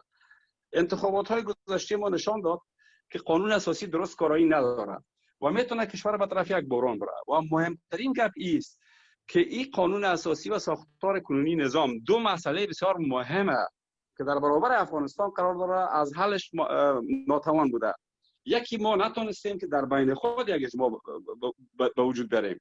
یعنی منظورم که وقتی که ما میگیم اردوگاه کسانی است که طرفدار دموکراسی و صلح و جمهوری و مردم سالاری و در واقع اردوگاه دولت است. در اردوگاه دولت آهنگی وجود نداره. ما شما دیدیم که در سالهای گذشته بین مثلا دکتر صاحب اشرف غنی و دکتر صاحب عبدالله هم آهنگی نبوده. یعنی تا جایی که ما شنیدیم یعنی میگن که سفیرای امریکا از دستی که هر روز صبح مجبور میشدن که هر روز شام مجبور میشدن که بیان در اینا را آشتی بدن که اینا بتونن چرخهای دولت پیش برن. از طرف صبح هر روز سر هر چوکی دعوا بوده، سر هر موضوع دعوا بوده، سر خب به این ترتیب خود نمیشه که یک دولت پیش بره. بنابراین باید یک راه حل منطقی تر باید فکر شود. و از طرف دیگه مشکل دیگه است که تمرکز بیش از حد قدرت در یک مرکز و اون مرکز بسیار ضعیفی که توانمندی مدیریت یا ادمنستریشن یا مثلا منیجمنت سراسر کشور نداره، یک حالت بسیار عجیب و غریب و ناشیر در کشور به وجود آمده. به نظر شخص خود من اگر یک فرمول در آینده پیش شود که افغانستان دوباره در قانون اساسی نو و ساختار نظام کرسی صدارت اعاده شود، این بسیار یک پوینت مثبت است. به خاطر چی؟ به خاطر که رئیس جمهور در برابر شورای ملی هیچ نوع مسئولیت نداره. اگر ما یک صدر اعظم داشته باشیم، بازی صدر اعظم مسئول در برابر پارلمان ناگزیر میشه که در اونجا برای پاسخگویی کنه، در اونجا گزارش بده، در اونجا نماینده های مردم میتونن که او را مورد سوال قرار بدن. همچین چیزی فعلا دیده نمیشه. ببینید ما در گذشته بسیار تجربه های مثبت داشتیم، چی در زمان ظاهرخان و چی در زمان داود خان. خب داود خان به هر حال در اونجا اونقدر مثلا مهم نبود صدارت، اما در زمان داود خان، در زمان ظاهرخان، کرسی صدارت یک کرسی بسیار مهم بود و تمام مسائل اداری و اقتصادی مملکت را صدر اعظم پیش می برد و یک تجربه بسیار مثبت است. تجربه است که ما داشتیم، هیچ ضرر نداره، هیچ نقص نداره که ما بتونیم یک کرسی صدارت ایجاد کنیم. از طرف دیگه به خاطر از اینکه ما بتونیم که بعضی گروه ها و سازمان ها و احزاب از جمله طالبان را وارد ساختار دولت کنیم، ناگزیر هستیم که ساختار دولت تشکیل کنیم، چون در شرایط فعلی بر اساس همون فرمولی که در بن تصویب شده بود، رئیس جمهور با دو معاون است که رئیس جمهور معمولا در اونجا توافق شده بود که پشتون باشه، معاون اول مثلا یک تاجیک باشه و معاون دوم یک هزاره. خب این فرمول درست نبود، به خاطر از اینکه از یک طرف این فرمول شکل قومی داره. خب ایران میپذیریم که جامعه افغانستان یک جامعه سنتی است و بدون مسئله قوم و مذهب ناممکن است که این جامعه را باریکی‌هاش در نظر بگیریم. یکی خب بحث روشنفکراست که مثلا بر افراد مثل ما و شما اصلا بحث مذهب و قوم و این موضوعات اصلا مطرح نبوده، چون ما کاسموپولیتیک فکر میکنیم، جهان وطنی فکر میکنیم. اما یک جامعه که نمیفون 35 میلیون و 32 میلیون است و شاید مثل ما و شما یک 2 میلیون فکر کنن، ولی اکثریت جامعه بیشتر با همون معیارهای بومی و محلی فکر میکنن. ولی بحثی است که حالا طالبان را کجا دارن؟ خب اگر مثلا طالبان را خب به هر حال طالبان از نظر اتنیکی یا تباری بیشتر پشتون تبار هستند.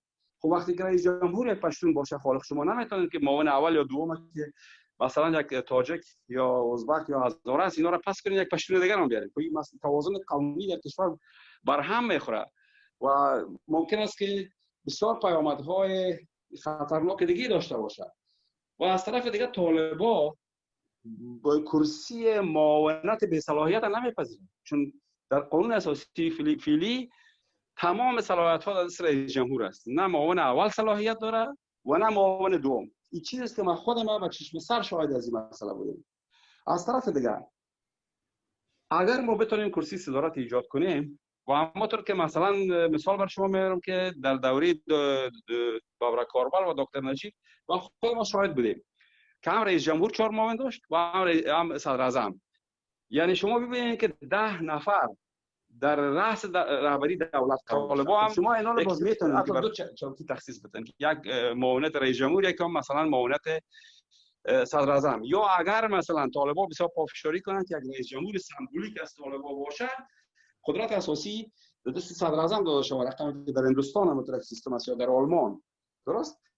یعنی باید سر ساختار نظام طور فکر شود که ما بتونیم که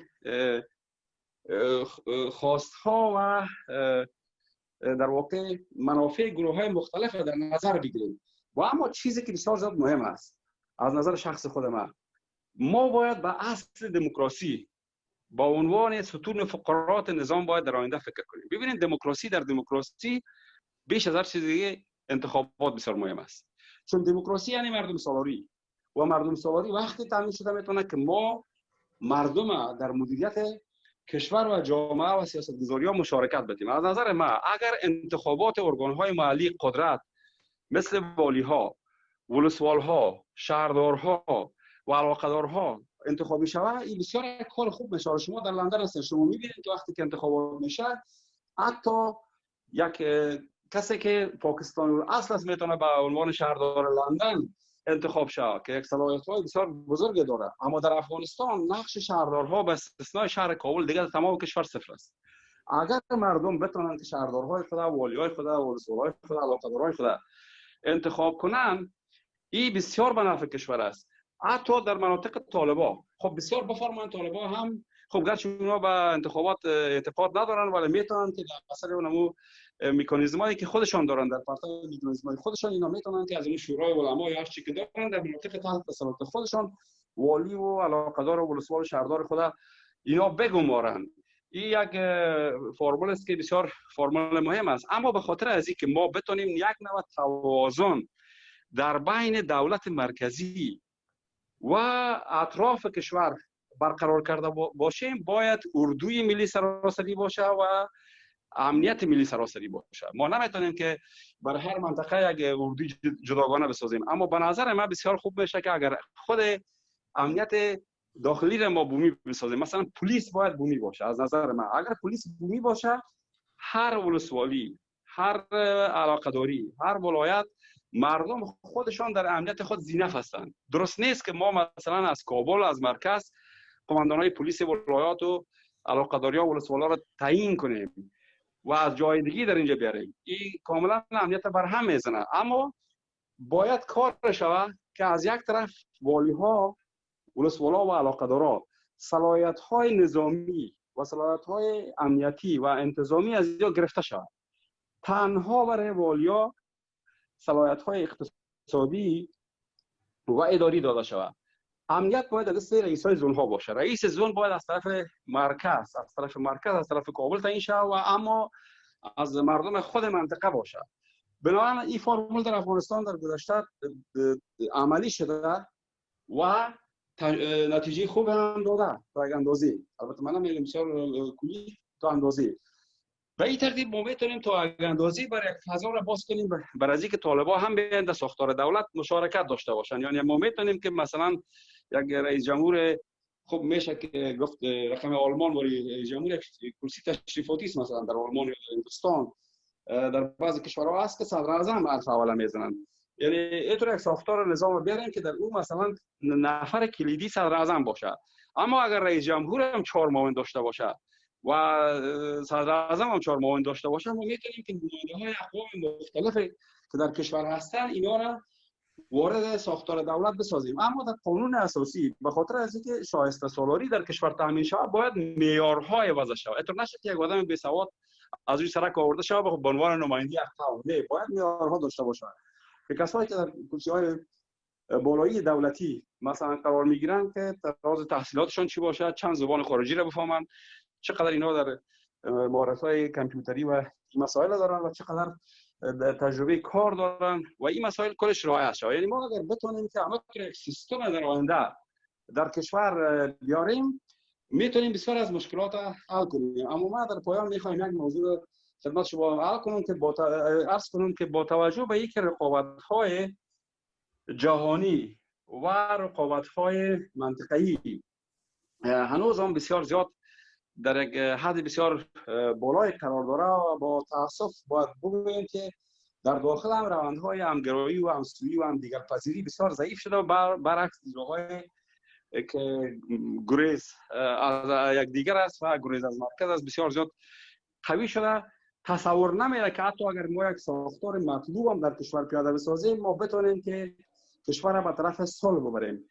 یکی بحث تامین صلح است، دوم بحث تامین صلح پایدار است و بعد از او گذار به طرف یک چیزی که به نام توسعه پایدار خوانده میشه. تا زمانی که ما از مرحله کنونی وارد مرحله توسعه پایدار نشیم، بسیار زیاد دشوار است که ما بتونیم در افغانستان سخن از یک نوع بهبود کامل در میان بگذاریم. من فکر میکنم که اگر ما موفق شویم که تغییرات را بیاریم، یا دولت کنونی اگر پاورجا بانه، اگر حاضر شود که مثلا تغییرات در ساختار دولت روی کار کنند در ساختار نظام، خب ممکن است یک راه حل باشه. ولی اگر دولت کنونی کنار بره و یک دولت موقت ده، این دولت موقت اگر موفق شود که همینطور یک اصلاحات را به وجود بیاره، شاید ما بتونیم که تا یک اندازه زیاد خشونت‌ها را ترازش کاهش بدیم و موفق شویم که در کشور جنگ و خونریزی و موضوعات یک مقدار کمرنگ بسازیم و زمینه را به طرف یک ثبات نسبی فراهم بسازیم. از توجهتان سپاس. اگر پرسش‌هایی باشد در خدمت هستم. یک دنیا تشکر از لطفتان استاد آریانفر از جرمنی، شما وصل شدین. یک دنیا تشکر. با معذرت که اخشید جان یک خواهش دارن، صرف یک کوتاه خداحافظی میکنن، فکر میکنم که رفته نیستن، منتها ما دوباره با شما صحبت خدا پیش میبریم. بفرمایید اخشید جان. فقط خواستم که خداحافظی کنم از استاد معظم دکتر صاحب علی وردک و شاپور جان عزیز و از شما و ویژه از آقای استاد آریانفر که واقعا صحبت‌هایشان نغز و پرمغز بود و واقعا فایز بردیم و همراهشان متفق القول است و نکاتی که اینا یاد کردن شاید 50-60% ما گفتم ولی بسیار فشرده. به اجازهتان که من یک کلاس دیگه دارم ساعت 7 از حضورتان مرخص میشم. براتون موفقیت و کامیابی میخوایم. خب بسیار زیاد تشکر استاد آریانفر، نقاط بسیار زیاد خوب را گفتین و بسیار موضوعات مختلف اشاره کردین. اگر ما بتانیم امیر به اصطلاح نشر کنیم و اگر ام دولت هم خودش این صحبت های شما را بشنون یک ذره توجه دمی موضوعات کنن بسیار خوب میشه. میریم طرف دکتر سیب وردک و شاپور جان امینی که اونا نظرهایشان به این باره چی است؟ صحبت‌های استاد آریانفر بسیار بهره بردم و واقعا که صحبتشان بسیار پرمحتوا و همه جانبه بود بدون شک و واقعا که بسیار جامع بود. بود جهانی مشکل افغانستان و جنگ افغانستان منطقوی و داخلیشون و در حقیقت من کاملا موافق هستم بدون تصویر بزرگ مسئله افغانستان و جنگ افغانستان مشکل است که ما به تحلیل دقیق و راه حل‌های عملی برای جنگ افغانستان برسیم. استاد آریانفر به مسائل چون ما واقعا یک از علاقمندان جرأت استاد آریانفر هستم در نوشته‌هایش. نوشته فارسیش خب تقریبا کلش به فارسی است. من خب کدام از بنده از نوشته آریانفر نخوندم اما بسیار با جرأت و با شفافیت نوشته میکنه و واقعا یکی از پژوهشگران بسیار وارسته هستند بدون شک. و فکر میکنم در 2010 غالبا استاد آریانفر یادشان باشه در دبی دمو کنفرانسی که دکتر سب خلیزاد تشکیل داده بودن، دکتر خسرانتاوی مردم بودن، در موجه با هم ملاقات کردیم. دکتر سب جویلی هم بودن. یک مسئله عمده که استاد آریانفر به آن اشاره کردن امی قرائت‌های مختلف دینی از شریعت و فقه. ما متاسفانه زمینه پل زدن بین قرائت‌های نسبتاً سنتی و محافظه‌کار و قرائت‌های که در مثلا 80 سال گذشته یا 45 سال گذشته در ارتباط به مسائل فقه و حکومتداری و دموکراسی و مسئله شورا در شریعت به وجود آمده. در این باره ما متاسفانه زمینه مساعد نشده که این را با هم وصل کنیم، با هم پل زنیم و این بیشتر مشکل دانشمندان ما بوده و بیشتر مشکل نخبه های سیاسی ما بودن. ببینید مثلا اگر در 40 سال گذشته ما فکر کنیم امی مارکسیسم یا حکومتداری سوسیالیستی حزب دموکراتیک خلق افغانستان رادیکالتر از حکومتداری که و یا قرائت از مارکسیسم کمونیستای اتحاد شوروی بود و یا حتی دو وقت از کمونیستای برلین بودن، برلین شرقی. باز که آمدیم به قرائت مجاهدین و طالبا که اکثرشون از مجاهدین از اخوان المسلمین مصر متاثر بودن، قرائت از اینا رادیکالتر از اخوان المسلمین مصر بودن و باز متاسفانه در 19 سال گذشته قرائت لیبرالایی که امریکا و اروپایا و افغانستان وارد کردن لیبرالتر از قرائت‌های بسیار محتاطانه لیبرال‌های کشورهای غربی بودن. دیگه هدف ما است که ما متاسفانه نتونستیم این قرائت‌های مختلف را پل زنیم. ما در 2006 و 7 دو وقت استاد آریانفر در وزارت خارجه تشریف داشتن. ما با UNDP رئیس بخش تبادل اکادمیک و مؤلف گزارش انکشاف بشری افغانستان بودم و گزارش تمرکزش بالای چی بود؟ بالای عدالت. در نتیجه تحقیقات ما به این نتیجه رسیدم که بیشترین مردم، تقریبا 80% مردم با جایزی که محاکم برن به شوراها و جرگه های محلی میره و این تنها در جنوب و شرق افغانستان نه، در بدخشان و در مزار و در هرات و در تمام اکناف و در نورستان. ما کوشش کردیم که یک مدل جدید را که عنعنه و مدرنیته را با هم وصل کنیم. یک مدل جدید را هایبرید مدل، شاید شما خوانده باشین، او را تولید کردیم و او را به پیشنهاد کردیم. متاسفانه عکس العمل نهادهای عدلی و قضایی اونقدر خشمگین بود که نزدیک بود ما را محاکمه کنند. دیگه متاسفانه ما زمینه دیالوگ را مساعد نساختیم. چیزی که من پیشترم با دکتر صاحب اخشید جاوید بحث داشتم، این زمینه مساعد شده. ما باید این زمینه را از دست ندیم. این که خانم‌ها، لیبرال ها و کسایی که افکار نسبتاً چپی دارن و طالبا با هم میشینن و تبادل افکار میکنن. من فکر میکنم که یک زمینه است. چرا یک زمینه خوب است؟ به خاطر از اینکه این زمینه، این فرصت حمایت بین‌المللی داره، حمایت منطقوی دارن و نه در داخل افغانستان ما گزینه‌های دیگه نداریم. گزینه جنگ بعد از سقوط دکتر صاحب نجیب الله، از این گزینه همه ما میترسیم. واقعا یگانه گزینه است که با هم با کنار بیایم. و باز هم ما به گپ اولی خود که من 2011 میره پیشنهاد کردم، این مقاله مرا استاد آرینفر بخونه اگر نخونده باشن، is killing Taliban a good idea. اولین کسایی که سیز فایر و اوربند یا قطع جنگ را پیشنهاد کردیم، ما و پروفسور جان بریتفیت بودیم.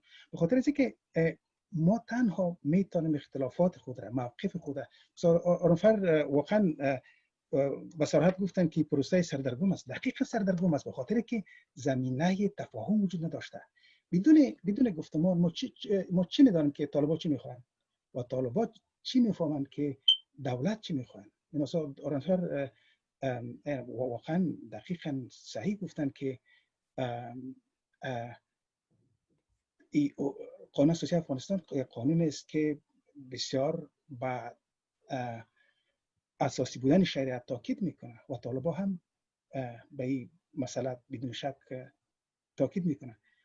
چطور میتونیم این قرائت ها را با هم وصل بتیم، با هم پل بزنیم؟ دیگه من فکر میکنم امی زمینه را باید از دست ندیم. با بعض مسائل البته ای که دموکراسی انتخابات است یا نیست، من موافق نیستم. انتخابات دموکراسی نیست. دموکراسی یک فرهنگ است. دموکراسی قانون اساسی دموکرات هم نیست. با وجود که کل ما در یک طرف هستیم. من خودم به دموکراسی عقیده دارم، ولی دموکراسی واقعی، دموکراسی که ما در 19 سال تجربه کردیم، دموکراسی نبوده. واقعا که نبوده. حتی ما باید از مثل که مارکسیستای ما در افغانستان مارکسیسم را شرمسار ساخت. کسایی که در افغانستان حکمرانی کردن در 19 سال، اینا واقعا دموکراسی را شرمنده ساختن. و دومی که دموکراسی، ما واضح باشه، با وجودی که من از اول مخالف جنگ و مداخله امریکایی حتی در افغانستان بودم، ما در طرف جمهوریت قرار دارم، ولی جمهوریت واقعی، جمهوریتی که توسط اشخاص پاک دل، با کفاءت و اشخاصی که با استاد آرینفر گفتن که کسایی که نکنام و کسایی که منافع گروهی در نظرشون نباشه، منافع شخصی اقتصادیش در نظر نباشه، اونا این دموکراسی رو پیش ببره. ببینن اگر مثلا قانون اساسی، بهترین قانون اساسی دیگه هم که اصلاح هم شوه با وجود بیاید ولی تطبیق نشوه، کاملا رنگ بر سر کاغذ بیشتر نیست. دیگه ما واقعا چیزی اضافی ندارم که در این باره اضافه کنم و باز هم تاکید میکنم که صحبت آقای استاد آرینفر بسیار جامع واقعا بسیار با جرأت بود و بسیار شفاف بود، دیگه شکی نیست. البته در مسائلی که محلی ما از خود یک که حکومتداری محلی ما موافق هستم. ما در ولز زندگی میکنیم، ما کوشش میکنیم. من طرفدار عزیزم، من طرفدار حزب کارگر مخصوصا تحت رهبری آقای کارمون بودم. حالا یک ذره کمی مشکوک شدیم در رهبری حزب کارگری فعلی. ما طرفدار دیولوشن هستیم، ما واقعا طرفدار تحویل و چه قسم بگویم اونرشیپ، مالکیت مسائل محلی ولز هستیم که خود مردم به عبارت تصمیم بگیرن. ولی دیگه باز مسائل دیگه است که در مناطقی کی قدرت داره. آیا انتخابات شفاف در جوزجان ممکن است؟ آیا باز هم در جوزجان حکومت محلی به وجود میاد یا جوزجان نه، یا مثلا در قندهار یا مو جنگ سالارایی که در مناطق حاکم است؟ این در صورت ممکن است که دولت شفاف مکمل به قانون اساسی با اصلاحات ضرورت داره. دولت شفاف و عادلانه که اساس عدل استوار باشه، قانون اساسی اصلاح شده، ولی دولت نسبتا قوی، دولت دیکتاتوری نه. ما کاملا موافق هستم تمرکز قدرت در ارگ باعث ناکامی اصلاحات شده است. ولی که یک مکانیزم باید باشه که باعث تضعیف قدرت مرکزی هم نشود و در این زمان جنگ سالاری را در مناطق دیگر تقویه نسازه. ولی به شکل عمومی ما با آقای آرینفر موافق هستم و ما به یک دستم که استاد آرینفر باید پروسه صلح باید شامل باشه. اینا به حیث کسایی که درباره آینده افغانستان پیشنهاد داد داشته باشه باید دخیل باشن. دیگه تشکر. همینقدر من میخواستم بگم.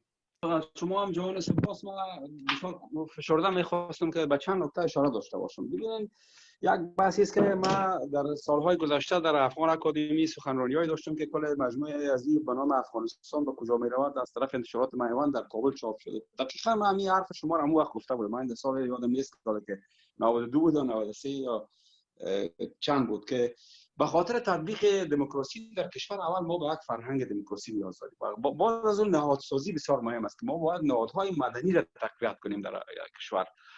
دموکراسی خب پیش‌نهادهای زیاد داره، ولی گفتم که یکی از مسائل اساسی دموکراسی یا مردم سالاری، خود دموکراسی که تحت لفظی ترجمه شده یعنی مردم سالاری، اینمی انتخابات است. انتخابات یک چیز بسیار مهم است. اما ما بر شما یک چیز میگم که در افغانستان باید یک ساختار نظام داشته باشیم که از یک طرف دولت مرکزی باید قوی و نیرومند باشه و مبتنی بر مردم، یعنی دولت باشه که مردم او دولت از خود بدانند و دولت باشه که مردم از او طرفداری کنند و دولت خدمتگار مردم باشه. باید ما مفهوم حکومت از کلی خود بکشیم. باید مفهوم ادمنستریشن، منیجمنت یا اداره، اگر ما ببینیم مثلا در امریکا همیشه میگن مثلا د کارتر ادمنستریشن، خوب امیدوارم تلفظ انگلیسی ما خوب باشه، یا در ریگن ادمنستریشن، همینطور کلش ادمنستریشن میگن.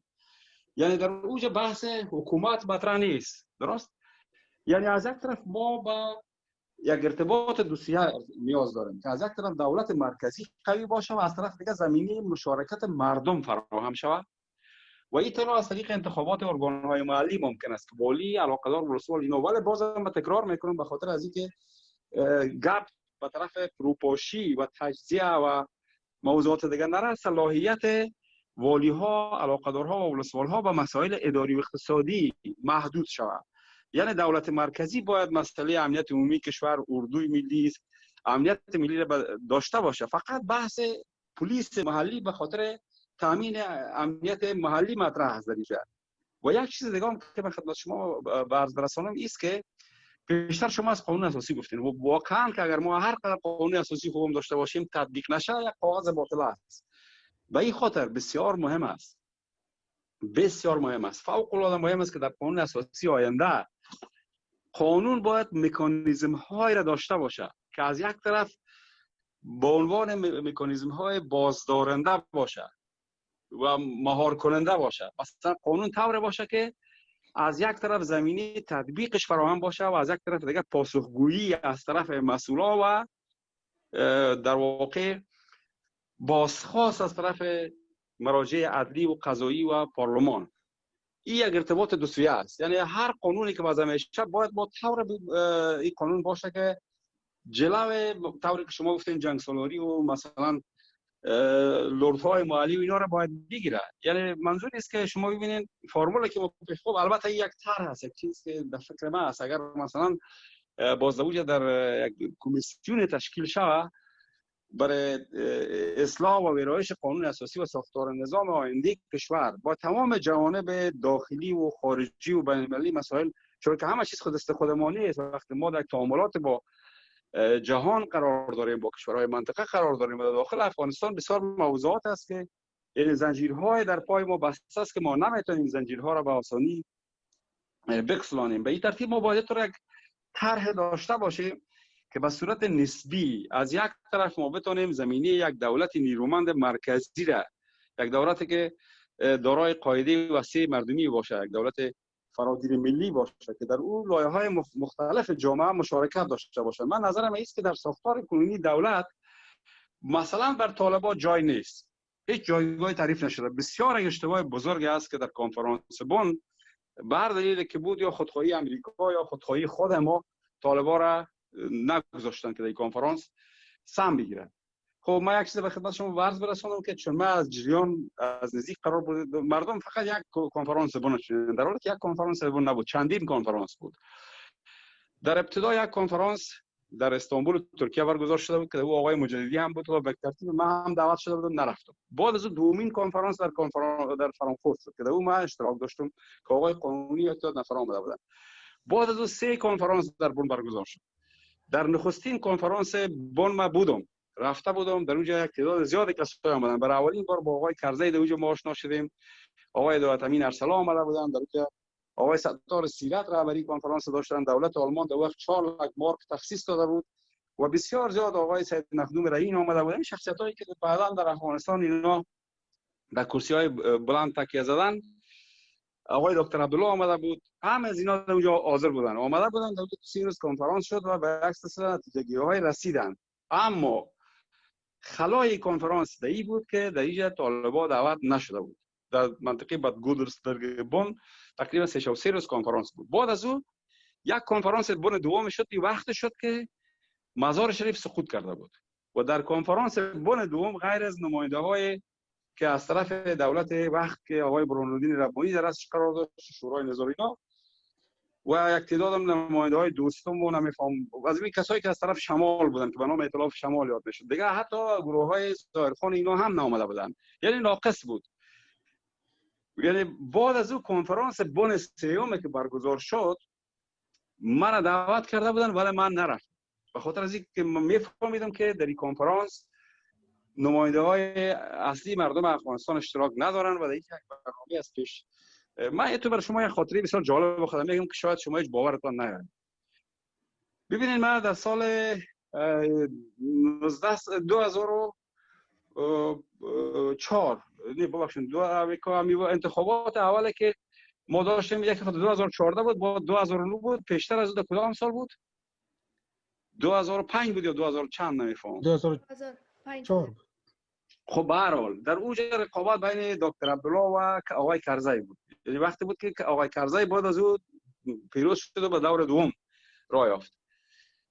من در مسکو بودم، از کابل از فرانکفورت پرواز کردم مسکو و در اونجا در انستیتوت شرقشناسی روسیه در اونجا با 2 نفر از پروفسورهای روسی شش بودیم که یکی از اون پروفسور کارگور بود که یک مدت در چندین کنفرانس در لندن هم آمده بود و او رئیس بخش مطالعات افغانستان بود و یک کس دیگه هم هست که از استادای پانتون روسیه بود و اینا شش بودیم گپ می‌زدیم سر موضوعات افغانستان.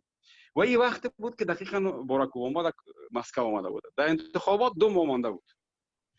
در اینجا وقتی که ما اینجا گپ می‌زدیم یکی از دوستای ما که حالا امریکاست، دکتر علی کریمی، من چون که شما رو می‌شناسید، خب به هر حال کسی بود که در مسکو بود، خبرنگار بود. و این در قصر در کاخ کرملین بود و در همون جریان مذاکرات در کنفرانس مطبوعاتی اوباما و پوتین قرار بود که دکتر علی کریمی هم در نمی جلسه که در انستیتوت خاورشناسی روسیه بود و هم حاضر شود. تلفن کرد که من متاسفانه نمیتونم به خاطر از اینکه من خبرنگار هستم و دیگه کنفرانس مطبوعاتی پوتین و اوباما است. در ضمن گفت تبریک باشه. اینا من از زبان بسیار آدمای بسیار دست اول شنیدم که ماموریت آقای کرزی بر 4 سال یا 5 سال دیگه تمدید شد. هنوز انتخابات درک نداد. بر من سوال برانگیز یک چیزی بود. خود یک چرت رفتم. پروفسور کورگون از من پرسیدن کرد که چرا دا چرت رفتی؟ و گفتم والا اینا تو اگر پس خنده کرد. گفت تو بفهمی یا نه؟ تقریبا 2-3 ماه پیش از کنفرانس بن، پیش از اینکه کنفرانس بن دیگه برگزار شود، گفت که رئیس جمهور امریکا آقای کرزی مخفیانه در مسکو روان کرده بود پیش پوتین و گفته بود این آدم رئیس جمهور آینده افغانستان میشه. خب شما ببینید در پشت پرده جریانات هست که ما اصلا از اون خبر نداریم، آگاهی نداریم. ما صرفا به حسب یک تصادف به این مسئله آگاهی پیدا کردم. یعنی آنچه که ببینید سیاست افغانستان بیشتر به یک آیسبرگ میمونه، به یک کوه یخی، هم کوه یخی که کشتی چیز غرق ساخت. منظور من است که ما فقط اونمو نوک آیسبرگ میبینیم، نوک کوه یخ تنیش در زیر بحر است و مخصوصا که اگر شب تاریک باشه بسیار خطرناک است و متاسفانه که ما با یک کشتی مثل تایتانیک سوار هستیم و اینکه چطور ما با کوشش کنیم که راه نجات پیدا کنیم این یک مسئله است. خب به هر حال ما نمیخوایم بسیار پیش بریم. یک سلسله طرح‌هایی بود که ما در رابطه با ساختار نظام در فکرم بود. شاید اشتباه آمیز باشه، شاید کسای دیگه باشه که راه‌های بهتری را نشان بدن، ولی من فکر می‌کنم شخصا خود من که فعلا تو جمع بندی کنیم. 2 گزینه وجود داره. یک گزینه است که دولت فعلی در واقع خود تینک کنه، یعنی سر جای خود محکم استوار استاد باشه و این گفتگوها و روانده که در دوحه هست به یک نوع به بنبست بکشونه. واریانت دوم است که دولت موقت تشکیل شود. به نظر من در هر دو صورت چه آقای اشرف غنی بتونه که ادامه بده. خب البته هر کدام استدلالای خود دارن. آقای اشرف غنی میگه که در اینجا قانون اساسی وجود داره، در اینجا لایحه جرگه وجود داره و من نمیتونم که در واقع این دو نهاد از پشت پای بگذارم. هر فیصله که میشه باید این مورد تایید تصویب از یا قرار بگیره. اما این یک بحث است که اگر به این ترتیب با پیش بریم تا 5 سال این مشکل حل نمیشه. به خاطر از اینکه خود برگزاری لایحه جرگه و اول خب طالبا آتش بس یا اوربند یا قطع جنگ مربوط به این ساختن که اول یک توافق جامع به دست بیاره. این رقم اما اوسانی سنگ منگ مسک بگویم یا چه رقم براتون بگویم، یک چیز در واقع یک دور تسلسل باطل واری است، یک پارادوکس است، یک تناقض است که یک مسئله را به یک مسئله دیگه آدم بند کنه که در یک معادله سه مجهوله واری تقریبا شکلش میگیره. به این خاطر بسیار مشکل است. خود در هر دو صورت بالاخره یکی از این دو گزینه موفق میشه. امکان نداره که هر دو گزینه مثلا پیش برد. یا است که آقای اشرف غنی پا بر جای میمونه یا است که دولت موقت میاد. در هر دو صورت اگر دولتی که در کابل در ارگ میمونه روی 2-3 پوینت بسیار مهم تاکید نکنه، کشور باز به طرف یک بحران خطرناک پیش میره. یکی از اون میسته که در ساختار دولت باید تجدید نظر شود، در قانون اساسی تجدید نظر شود، اصلاحات و ویرایش‌های بیان که از یک طرف خلاها پر شود، بعض تناقضات برطرف شود و در عین حال میدان یک مقدار فراختر شود، به خاطر از اینکه ما بتونیم بعض گروه‌های ناراضی مثل طالبا را، البته نمیگیم که کل طالبا را، به خاطر از طالبا هم طایف‌های مختلف است، ما با گروه‌های مختلف طالبا روبرو هستیم. یعنی یک گروه طالبا در افغانستان نیست، گروه‌های طالبای مختلف است که از کشورهای مختلف تمویل میشن، اهداف و مقاصد مختلف دارن. ولی خب ما بیشتر وقتی که طالبا میگیم مد نظر ما او گروه طالباست که میانه رو هستن و تمایل دارن که در حیات اجتماعی افغانستان در ساختار نظام در آینده نقش بازی کنن. خب البته ما مخالف از این نیستیم، به خاطر که طالبان بالاخره یک بخش از این جامعه هستند و ممکن است یک عده از اینا فریب خورده باشن، یک عده از اینا از مجبوریت رفته باشن، به خاطر که مسائل بسیار مهم است در کشور بسیار فقیر و جنگ زده که مردم نان خوردن ندارن. وقتی که از یک طرف برشون پیشنهاد میشه که بیا ما $500 یا $1000 یا $300 میتیم، خب طبعا اونا میرن از سر ناگزیری مجبور میشن که از دهان تفنگ نان بخورن، از دهان کلاشینکوف راه دیگه وجود نداره.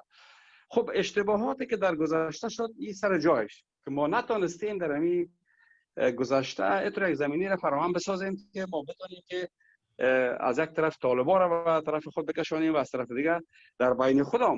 مشکل تنها طالب نیست. بزرگترین مشکل از نظر من در خود اردوگاه دولت است.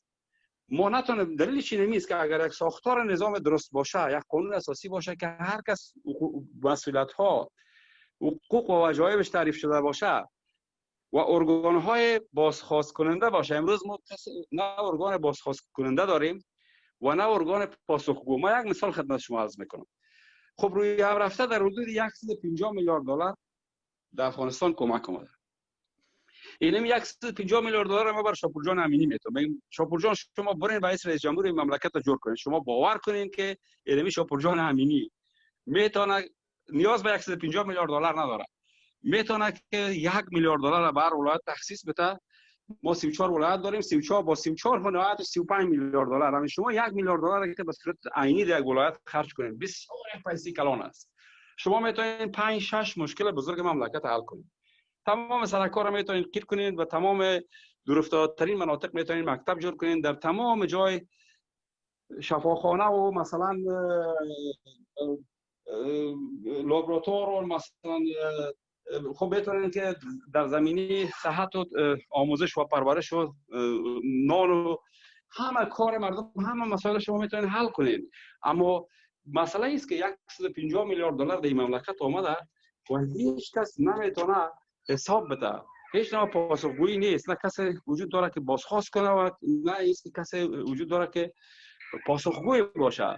یعنی قانون اساسی آینده باید طور باشه که خلاهای فعلی را پر کنه. یعنی باید طور باشه که تمام ارگان ها پاسخگوی باشن، مسئول باشن، حدود ظهور مسئولیت ها و وجایبشان معلوم باشه. متاسفانه که در قانون اساسی فعلی همچین چیزی نداریم و یعنی باید قانون خودش متضمن تطبیق و کنترل باشه. در هیچ ارگان دولتی تا زمانی که کنترل و تطبیق برنامه ها و گزارشدهی نباشه، حالا ما نمیفهمیم. مثلا جوی شخصی خود بگم، یک زمان بود با تقریبا 9 ماه در دوری که در اون وقت نیمش بابرک کارمل در واقع رئیس جمهور بود و نیمش هم دکتر نجیب، 9 ماه در کابل کار کرده بود. در اونجا یک سیستم خوب بود که تمام ادارات موظف و گزارشدهی بودند. از بالا مثلا یک سلسله پلان‌های میاد که نمی باید سرش کار شود، تطبیق شود. ادارات موظف به تطبیق برنامه‌ها بودند و باید گزارشدهی میشد و بعد از او همیشه در شورای وزیران یا خود کشمن یا معاونینش وزیرا را میخواست امروی کادر رهبری از اینا گزارش میگرفت که چقدر شما این برنامه‌هایی که براتون داده شده بود تطبیق کردین و چی پیشنهادها دارین و مشکلاتتون چی است. متاسفانه در دوره آقای کرزی که من تقریبا 3 سال یا 3 سال در کابل کار کردم، اینم تو یک سیستم شاهدش نبوده. من بارها این موضوع پیشنهاد کردم اما اصلا کسی نمیشنید. ببینید یکی از مشکلات ما در افغانستان اینمی است که مکانیزم تصمیم گیری ها بسیار ناقص است. ببینید من مثال براتون میارم. در هندوستان وقتی که کابینه تشکیل میشه فقط وزیرا تعویض میشه و هر وزیر وقت داره فقط اونمو برد خود همراه خود بیاره که مثلا رئیس دفتر چند نفر سکرتر و راننده و نمیفهم بادیگارد و اینا آشپز، اما او اجازه نداره که تمام مدیرا و رئیسا یا را برطرف کنه. در این یک سیستم بسیار خوب است که در رأس هر وزارت یک سکرتر جنرال قرار داره و این سکرتر جنرال همکاری وزارت است. وزیر به عنوان یک فیگور سیاسی، یعنی وزارت ها بیشتر پست های سیاسی است، او میاد با تیم خود، اما در بدنی وزارت کار نداره. او اصلا حق نداره که مامورین برطرف کنه یا برکنار کنه. اما در افغانستان متاسفانه اینطور نیست. در افغانستان مثلا ما شاهد بودیم در وقت اول که من رفتم در زمان آقای کرزی، اگر یک وزیر مثلا از برادرای هزاره بود شما باور کنید که اکثریت وزارت هزاره بود. اگر مثلا یک پشتون قنداری بود اون وزارت کلش قنداری بود، اگر پنشیر بود اون وزارت کلش پنشیری، یا اگر دورای ازبک بود. یعنی افغانستان منیجمنتش قومی ساخته بودن، منطقه‌ای و سمتی ساخته بودن. درست نیست متر سیستم، درست نیست. بنابراین اگر در افغانستان من وقت پیشنهاد کردم که ای کاش افغانستان رقم هندوستان نمیتر در رأس وزارت ها سکرتر جنرال قرار بگیره که بدنه کادر فنی و کادر اداری و کارمندا و اینا تغییر نکنه، فقط اونا طبق قوانین، یعنی بعد از گذشت 3 سال اینا ارتقا کنن، رتبهشان، حقوق و جایگاهشان برقرار باشه و همچنان اونا بتونن به کارهای خود رسیدگی کنن. متاسفانه که هیچ کسی اینا گوش نکرد و طور شد که در افغانستان شما ناگهان می‌دیدید که کسایی که اصلا واجد شرایط نیستن ناگهانی به پست‌های بزرگ گماشته می‌شدن بدون از اینکه اونا صلاحیت داشته باشن و مسئولیتشون معلوم نبود و در نتیجه تمام سیستم اداری را برهم زدن. خب یک خوبی که در زمان حزب دموکراتیک خلق بود که در اونجا تقریبا 20000 نفر مشاورین شوروی در ادارات بودن. ما بسیار امیدوار بودم که بعد از اینکه امریکایی‌ها و نیروهای ائتلاف بین‌المللی آمدن در افغانستان همه تو سیستم باشه که یک مقدار در واقع مشاورین خارجی بیان، اما هم تو چیز نشد. نمی‌فهم دلایل امنیتی بود یا چیز. تنها مثلا در وزارت خارجه که من بسیار با ابتکار خود تانسته بودم که 1-2-3 نفر مشاورین آلمانی را بیارم که بسیار زیاد موثر بود. شعبه من بدون گزافه گفتم میتونم که موفق ترین شعبه بود، به خاطر از اینکه اول بر تمام مامورین ما در حدود 700 تا 500 دلار بودجه داده میشد از طرف آلمان‌ها، بودجه تحقیقی. ما تونستیم میره به کشورهای مختلف کارشناسا را روان کنیم. ما تونستیم که 2 کتابخانه بسیار مدرن بسازیم به تمام کارمندا. در وقت کامپیوتر و لپتاپ وقت اصلا بسیار کم بود. یعنی بحثی است که اگر مشاورین خارجی می آمدن نتیجه مثبت بود، بهتر بود. بالاخره آمدن متخصصی که سیستم های روش های تحقیق و برگزاری کنفرانس ها، ما چندین کنفرانس بین‌المللی برگزار کردیم. یعنی بحثی است که اگر اوتور سیستمی که مشاورین خارجی فعلا ناممکن است، اما تو یک سیستمی که رقم مثلا هندوستان در بدنی وزارت ها سکرتر جنرال باشه و کارمندان حرفه‌ای و مسلکی باشند و فقط کادرهای سیاسی بالا که رهبری است، یعنی تو اگه به انسان تشبیه کنیم فقط سر باید تغییر کنه نه بدنه. متاسفانه که در افغانستان هیچ وقت به این مسائل توجه لازم نشده، به خاطر از اینکه همیشه در رهبری که بودن افراد اشخاص سیاسی بودن که اونا فقط روی 3 پرینسیپ همیشه در افغانستان کار گرفته شده که مصلحت، ملاحظه و معامله بود و ما این فرمول باید بشکنیم. یعنی یک نوع هنجار شکنی و ساختار شکنی در مدیریت ما به این نیاز داریم. بسیار زیاد تشکر استاد. میریم طرف شاپور جان، نظر شما بفرمایید.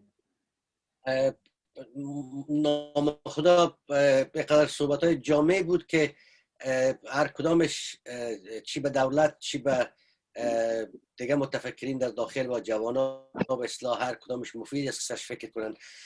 من به اجازه تان افغانستان مثل یک خانه فکر کرده تشبیه میکنم و سرش صحبت میکنم. ما شما سقف داریم، ما شما ستونهای خانه را داریم و ما شما تعداب خانه را داریم. تعداب خانه مسلما مردم ما شماست و ستونهای خانه به نظر من دانشمندا و نخبگان و متخصصین کشور می باشه که بخصوص اگر نخبگان امی ستونا که تعداد خانه که مردم است اگر در کار و فعالیت بیشتر باشن، سقف با بسیار خوبی و با بسیار شکل عملیش و عالیش میتونن که تغییر بتن، بهتر بسازن و حتی با دیگه جایی که میخواین سقف مثل خودشان با پلان خودشان تغییر بتن یا بیاورن، با اونا هم میتونن از یک دریچه ملی به اصطلاح خردمندانه با به اصطلاح همصحبت شوند. اما تو که دکتر صاحب علی وردک در شروع تشریف آوری استاد آریانفر گفتن، کاش آقای آریانفر، دکتر صاحب علی وردک و دیگه بزرگایی که نام خدا سرزی مسائل تخصص دارن، تجربه دارن، اینا هم این گروهایی که بر افغانستان کار میکنن می بودن تا صدایشان به اصطلاح شنیده شود. من هنوزم بسیار پافشاری میکنم برای بود ملی و داخلی موضوع در افغانستان. به طور مثال ما شما میدانیم، مردم هم میدانیم، اما این بعض مسائل باید زیادتر ترویج پیدا کنه که طالب یا دیگه احزاب یا دیگه رهبران اینا به اصطلاح نمایندگی از اقوام و از کل اکثریت مردم ما شما نمیکنن. این را باید زیادتر به اصطلاح سرش پافشاری کرد تا که مردم آگاه شوند. مردم ما شما در کل یک حیا و یک نزاکت و یک فرهنگ دارن که به اصطلاح نمیتونن حتی به راحتی انتقاد کنن، نمیتونن به راحتی از بزرگای خود، از رهبر خود، از کسایی که هستن در دور پیششان مسئولین امور، نمیتونن از ما با آسانی و با آزادی انتقاد کنن. انتقاد منظور مسلما من انتقاد خوب است، نظر خود برشان بگوین. و اگر این مسائل به اصطلاح سرش کار شود، مردم وقتی که سطح آگاهیشان و به اصطلاح آپشن‌های مختلف برشان داده شود، فکر میکنم اونا تصمیم گیرنده آخری در کشور میتونن باشن. ارتباطات افغانستان، ارتباطات خارجیش، منطقویش درست است، در کار خود است و تا یک مدت زیاده یا شاید همیشه هم این شاید جریان داشته باشه. اما مالک اصلی مثل افغانستان و انتخاب کننده اصلی آنچه که در افغانستان می باشه یا خواد باشه مردم افغانستان است. و ما همیشه همین تلاش ما بود که و هنوز هم هست که مردم باید به این آگاهی برسن که اگر انتخاب میکنن و اگر تصمیم میگیرن، تصمیمایشان مثلا کاری باشه. در افغانستان مثلا ما شما میگیم انتخابات که میایه 4 سال به 4 سال یا 5 سال به 5 سال، اما مردم ما شما هر روز در انتخابات هستند، در انتخاب هستند، در تصمیم گیری هستند. و به نظر من این چیزا باید برشان زیادتر تذکر داده شده بوده و تاکید در تاکید شود تا که به این مسائل اونا زیادتر فکر کنن و توجه کنن. کار اکادمیک بسیار فوق العاده است، مردم ذهنش باز میسازه به اصطلاح با جامعه جهانی، با دولت افغانستان، با کادرهای علمی دیگه که در خارج و داخل است، به یک تفاهم میرسن و نظریاتشان گرفته یک چیز فوق العاده درست میکنن که کشور و مردم و آینده افغانستان رو بهتر بسازن و نجات بدن از این حالت. من هنوزم بعض مسائل که مردم صحبت کردن و مردم تبصره کردن هنوزم میکنن که به یاد ما است، روی ازو باز میخوایم تاکید کنم. مردم ما شما حتی ضرور نیست امروز که بسیار آگاهی از اسلام داشته باشه و قرآن و حدیث همیشه بفهمه. فقط سعی کنن کسی که به نام اسلام میایه رهبرای مجاهدین باشه، افراد طالبان یا رهبرای طالبان باشه، اینا به نام اسلام که میاین سعی کنن که اینا چی میکنن؟ واقعا رحمت میارن، واقعا جان نگاه میکنن، واقعا دست مردم میگیرن، واقعا پای به اصطلاح از لچ بودنش نجات میتن، پای پت میکنن، لباس میتن، دست پیشی میکنن به مردم، یا هنوزم بیگناه عسکر بیچاره، پلیس بیچاره و مردم بیگناه هنوزم کشته میشه. دیروز من یک صحبت داشتم با یک محترم در یکی از مناطق کابل. گفتن دانشمندای ما، علمای ما، حتی دیگه دوستا علما از مساجد جمع شدن، یک گردنمایی داشتن، گفتن به خدا سر استیج عالمای سرسفید گریه میکردن که بلیاز خدا هر روز جوانان ما کشته میشه، ما صلح میخواهیم. حتی گفتن که با بعضی از نفرای طالبان که در منطقه بودن صحبت کردن، گفتن بلیاز خدا پولار از بین نبرین، بلیاز خدا اینمی سرکا و یار از بین نبرین، ای از کشور است، ای از مردم است. گفتن ما نمیتونیم، بر ما همونطور گفته شده اگه ما یا کار نکنیم یک گروپ دیگر رایی میکنه. اسلام دین رحمت است، متاسفانه مردم از رحمت گریزان ساختن. به نام اسلام و باعث مسلمان وقتی راجع به صلح صحبت میکنیم، پس کشتار چرا؟ ویرانی کشور چرا؟ پل، سرک، خانه و هر چیزی که مردم بیچاره ما زحمت کشیدن درست کردن، اونا را از بین بردن چرا؟ زن، مرد، طفل، پیر و جوان صدمه میبینن، جان خود دست میتن و هنوزم حرف از صلح است. مردم ما متاسفانه باید از جا بلند شوند و وحدت و برادری را خودشان بیاره. هیچ چیز بین مردم وجود نداره جز صلح، صفا، برادری و این همیشه بوده و مردم میتونه که افغانستان دوباره آن چیزی که 40 سال پیش بوده و حتی از اون بهتر امروز میتونن درست کنن. وقتی که صدای مردم شنیده شود، دنیا هم افغانستان بهتر میتونه کمک کنه.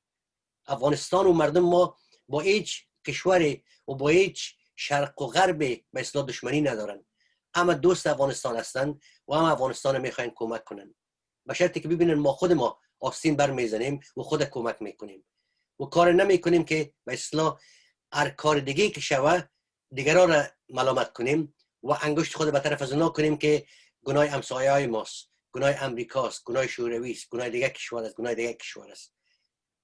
از این چانس های طلایی باید استفاده میشد و هنوزم سر وقت است که از این چانس های طلایی باید استفاده شود. مردم، دانشمندای ما، روحانیون ما، جوانان ما، زن و مرد، همه به حساب افغانستان نام خدا میتونن خدمت کنن و امروز بسیار فعالتر میتونن کمک کنن، چون 40 سال بدبختی رو تیر کردن و دیگه 40 سال بسیار چیزا رو هم آموختن. با دنیا ارتباط پیدا کردن از طریق اینترنت و دیگه امکاناتی که به وجود آمده و افغانستان فردا بهتر از افغانستان امروز میتونه شوه وقتی که مردم تصمیم بگیرن، مردم انتخاب کنن. مستحق رهبریت و مالک بودن قدرت در افغانستان مردم هستند و مردم باید انتخاب کنه و مردم خادم میخواه، مردم خدمتگزار میخواه، نه دیکتاتور و امپراتور.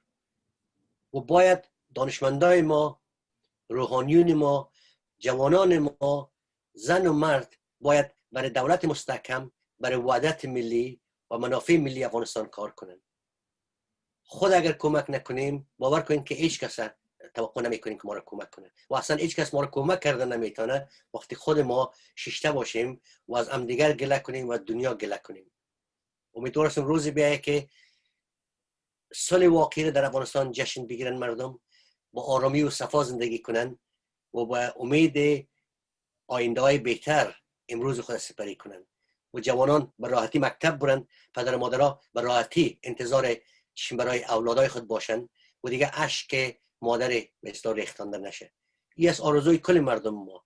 از همین خاطر مثلا قوت مردم، به اصطلاح بیداری مردم و معلومات و آگاهی رساندن بر مردم بسیار تاکید میکنم.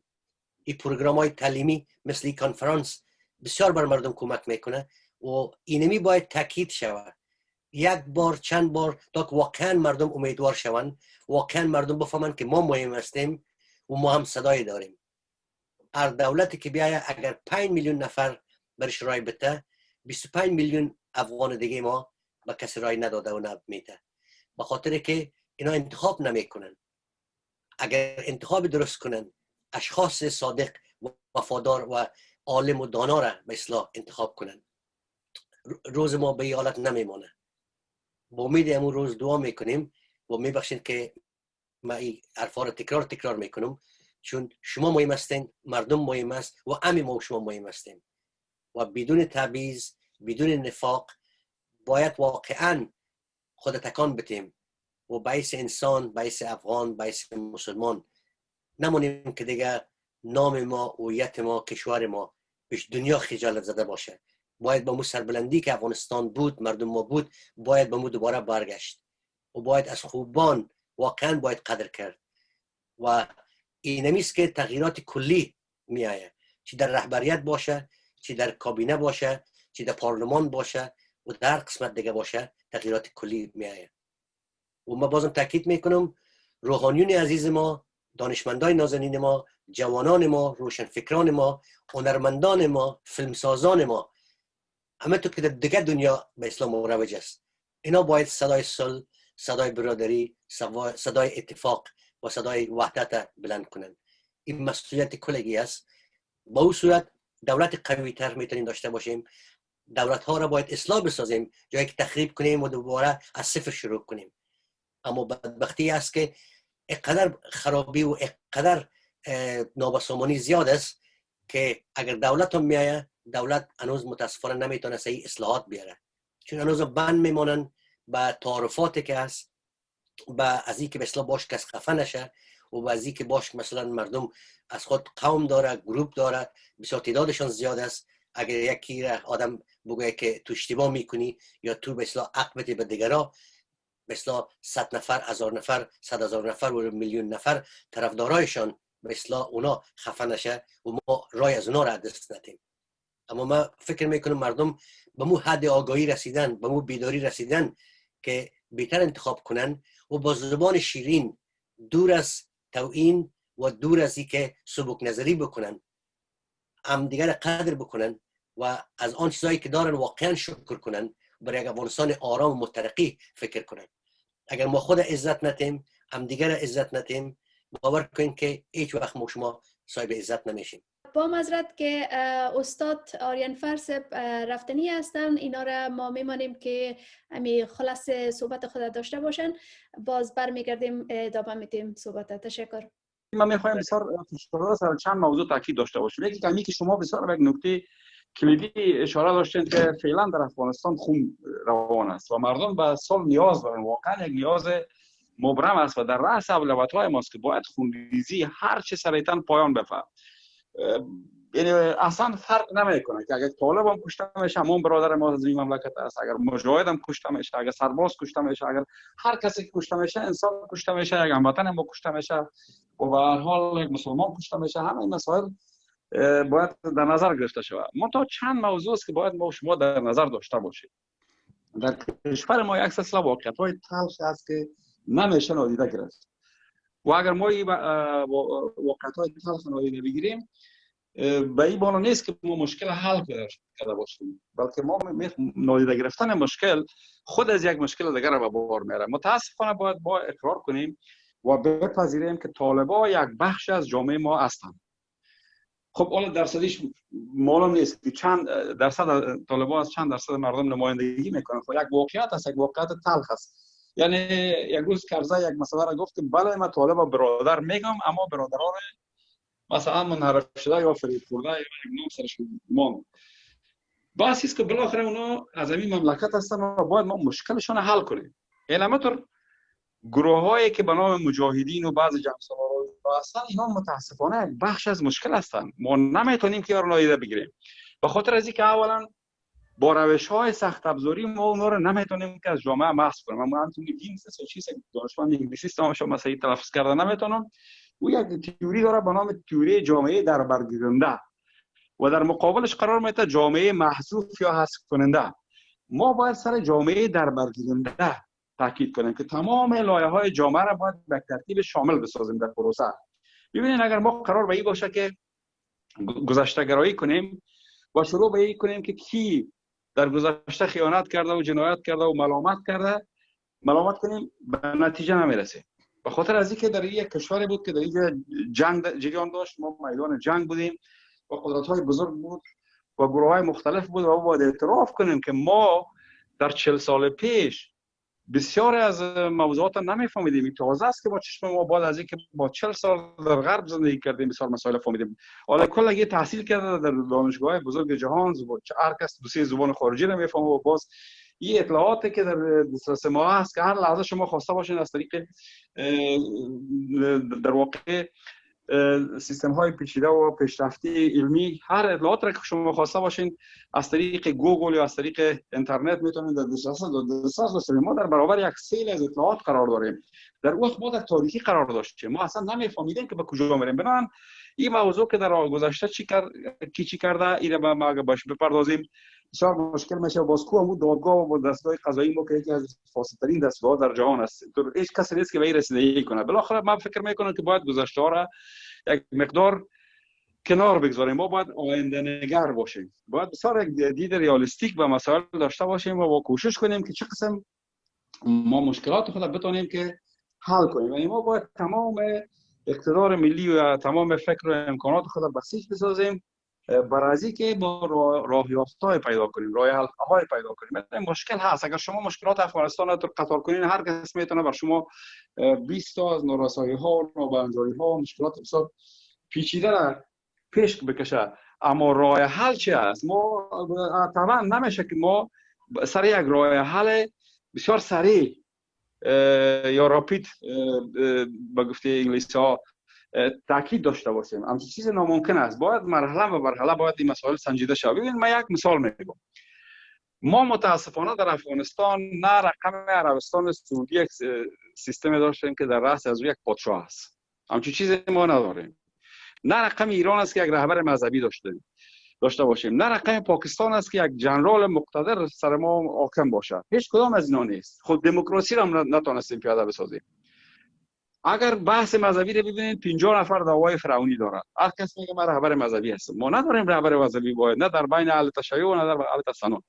نه اینطور رقم عربستان پادشاه مقتدر داریم و نه در رقم ایران رهبر مذهبی مقتدر داریم و نه در رقم پاکستان یک ارتش بسیار نیرومنده که در اوج و نمو لویدرستیز پاکستان همکاری کشور است. همچین چیز ما نداریم. خب وقتی که نداریم ما از تجارب دموکراسی هم نتونستیم که برگیری درست بکنیم. یعنی به طرف در یک سردرگمی سیستمی ما قرار داریم. یعنی اگر ما ببینیم از نظر سیستم ما در سردرگمی ببینیم. من یک مثال براتون میگم. تقریبا در سال 2010 10 سال پیش از امروز یک کنفرانس برگزار شد در مجلس شورای اسلامی ایران و در اینجا یک تعداد زیاد از نخبگان افغانستان دعوت کرده بودند که آقای حبیب الله رفیع هم در اونجا بودن و آقای دکتر اسمت اللهی بود و ما بودم و تعداد زیاد نفرا بود. این محمد مبارز راشدی که پس آن وزیر شد او بود و خب از گروه ها و طایفه های مختلف اقوام و نمایندگان مختلف رسانه ها و کسای زیاد دعوت شده بودن. ما در اینجا یک چیز بسیار جالب در ایران دیدم. در اینجا ببینید اینا در ابتدا وقتی که همین انقلاب در ایران شد یک چیز به نام مجلس مؤسسان برگزار کردن. در اوج قانون اساسی خود تصویب کردن ولی به خاطر از اینکه را مثلا بازگذاشته باشن اینا در قانون اساسی خود یک بند گنجاندن که خود این مجلس شورای اسلامی اجازه داره که بندهای قانون در جایی که لازم به اصلاح و ویرایش باشه اصلاح کنه. ما در قانون اساسی خود یک اشتباه بسیار بزرگ کردیم. یکی از اشتباهات این بود که افغانستان در یک مرحله گذار قرار داشت. ما باید برای یک کشور در حال گذار یک قانون اساسی موقت باید پیشنهاد میکردیم برای یک دوره مثلا 5 ساله. بعد از 5 سال ما باید مکانیزم های را در نظر میگرفتیم که خلاف ها و در واقع مشکلات و تناقضات قانون اساسی و نارضایتی ها و کمبودهایش با گذشت زمان اصلاح کنیم. همچنین یک بند در قانون اساسی گنجانیده نشد بلکه اینطور فیصله شد که تنها لوی جرگه میتونه که این فیصله را کنه که مثلا قانون اساسی اصلاح کنه. اما در اینجا یک تناقض دیگر را به وجود آوردیم. لوی جرگه تنها در صورت میتونه برگزار شود که ما انتخابات شوراهای ولسوالی ها را برگزار کنیم. همچه کار را در 19 سال گذشته ما نکردیم. نه ای که نمیشد. وقتی که انتخابات ریاست جمهوری شد، وقتی که انتخابات پارلمانی شد، چرا ما نتونیم که انتخابات شورای ولسوالی ها را گفتن در بعض جای ناامن است. خب در انتخابات ریاست جمهوری هم اکتیاد ولسوالی ها ناامن بود. دلیل شده نمیتونست بلکه نبود. این میتونه اصلا یک تمایل در مرکز برای این کار دیده نمیشد. اگر آقای کرزی هم بود اونمو فقط به فکر خود کار میکرد و حالا آقای اشرف غنی هم به فکر خود کار میکنه. یعنی بحثی است که هیچ وقت دیدگاه‌های کارشناسانه اینا مورد توجه قرار ندادن. یک نوع ببینید من پیشتر اشاره کردم همین خود تصمیم گیری در سیاست یک بحث بسیار مهم و اکادمیک و علمی است. چرا که من یک مدت یک چانس آوردم همراه دکتر صاحب مثلا یک کسی که 17 سال در افغانستان در وزارت پلان افغانستان سرمشاور بود از گروه اندریکسن. هم در دوره ظاهرخان کار کرده بود، هم در دوره داوود خان کار کرده بود و هم در تقریبا 1.5 سال تا آمدن شوروی ها هم در افغانستان در دوره ترکی و همین حتی دوره کارمل یک چند ماهی بود. بعد از اینکه شوروی ها آمدن باز اونا یک تجارب بسیار عظیم داشت و این یک آرشیف داشت که من در شرکت 4 سال کار میکردم و روزانه یه عادت من بود که تقریبا روز 2 ساعت یگان روز تا 4 ساعت در آرشیف میرفتم تمام چیزا رو مطالعه میکردم. و یک چیز خوب دیگه هم که بود که همیشه همین کارشناسای آلمانی که در افغانستان کار کرده بودن اینا می آمدن در این جلسات میشد. ما به این نتیجه رسیدم که خود یعنی کانسالتینگ که در شرکت کانسالتینگ بود یک علم است. یعنی نمیشه که شما مثلا به یک نفر هوایی مشوره بدین.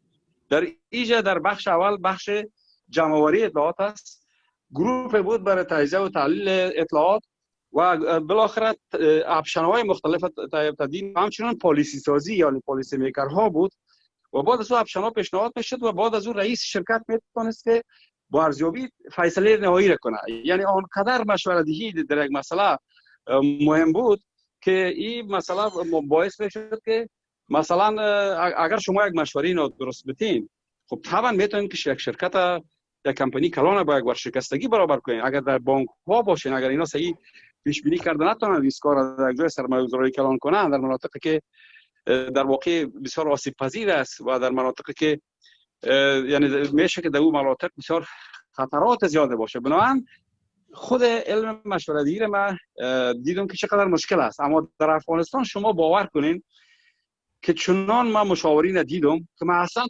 نمیفهمیدم که اینا برای آقای کرزی چی مشوره میتن. مثلا یکی از مشاورین پرسان کردم که شما برای آقای کرزی چی مشوره میتن؟ گفت حالا من 2 سال است که مشاور آقای کرزی هستم، تا بار 3 بار آقای کرزی دیدیم، بسیار مشوره‌های خوب برای من دادن. شما فکر کن حالا تو مشاور رئیس جمهور هستی یا رئیس جمهور مشاور خودت؟ و همینطور یک کس دیگه هم تصادفی در یک پرواز بود، من طرف دبی میرفتم، یکی از مشاورین ریاست جمهوری تصادفی در مخوچ ما و رئیس بودم در وزارت خارجه، در پایین ما در وی آی پی در چیز ششته بود، در طیاره دمو ششته بود. خب در طول راه پرسان کردیم که شما چی میکنین؟ گفت من مشاور ریاست جمهوری هستم. خب گفتم که وظیفه شما چی است؟ چی مشوره میتین؟ او گفت که من از برادران اهل تشیع بود، گفت من در قوم ایران در اوجا مدرس هستم، فقط من 2 ماه بعد 3 ماه بعد افغانستان میرم، فقط اونمو در بعض جلسات شرکت میکنم و این مسائل. خب من فکر کردم که این خب میبینید که بسیاری از کسانی که به عنوان مشاور در ریاست جمهوری در گذشته بودن و حال هستند، یک تعداد زیاد از اینا بنا به محض ملحوظات سیاسی اونجا برده شدن، برشان یک مقدار در واقع امتیازات داده میشه، نه اینکه اونا درست مشوره بدن. یعنی ما به هیچ صورت یک تیم مشاورین درست نداریم. من خودم چون تجربه داشتم اونجا یک طرح بسیار مشخص را پیشنهاد کردم که میتونیم ما یک گروه بسیار ورزیده از کارشناسان را که در مسائل تخصص دارن ما جمع کنیم که برای ریاست جمهوری مشوره بدن. متاسفانه طرح نپذیرفتن. در اونجا یکی از کسایی که بسیار زیاد میتونست موثر باشه دکتر صاحب نورزایی بود. دکتر صاحب نورزایی اگر شما معرفت نداشته باشین، این برادر خانم کبرا نورزایی بود که اولین زن بود که در افغانستان وزیر بود و خود از این در رشته حقوق اداره در آلمان تحصیل کرده و یک مدت هم والی بود. یعنی یک کسی که دکترای اداره داشته باشه، یعنی کسی بود که هیچ کس برابر دکتر صاحب نورزایی در مسائل اداری در افغانستان وارد نبود. اما متاسفانه خب اتون نفرات زیاد بودن، تعداد کسای زیاد بود که ما کارشناسای مختلف از کشورهای مختلف ما جمع آوری کرده بودیم. حتی ما تانستیم که یک نفر از کانگرسمن های آمریکایی که یک سیاپوست بود و اسمش فراموش ما شده که دوست دکتر مسن بود، خود دکتر مسن ما دعوت کرده بودیم در کابل و این تیم ما حتی خود آلمان ها با عهده گرفتن از طریق مسیج جی تی زد که تمویل از این تیم با عهده بگیره. یعنی تمام شرایط آماده بود که یک تیم بسیار نیرومند مشاورین داخلی و خارجی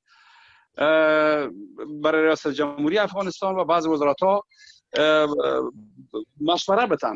متاسفانه که وقتی که طرح ما برای ریاست جمهوری پیش کردیم گفتن بسیار اعلی بسیار بالا و هیچ کسی اصلا لای زیر بالا نکرد.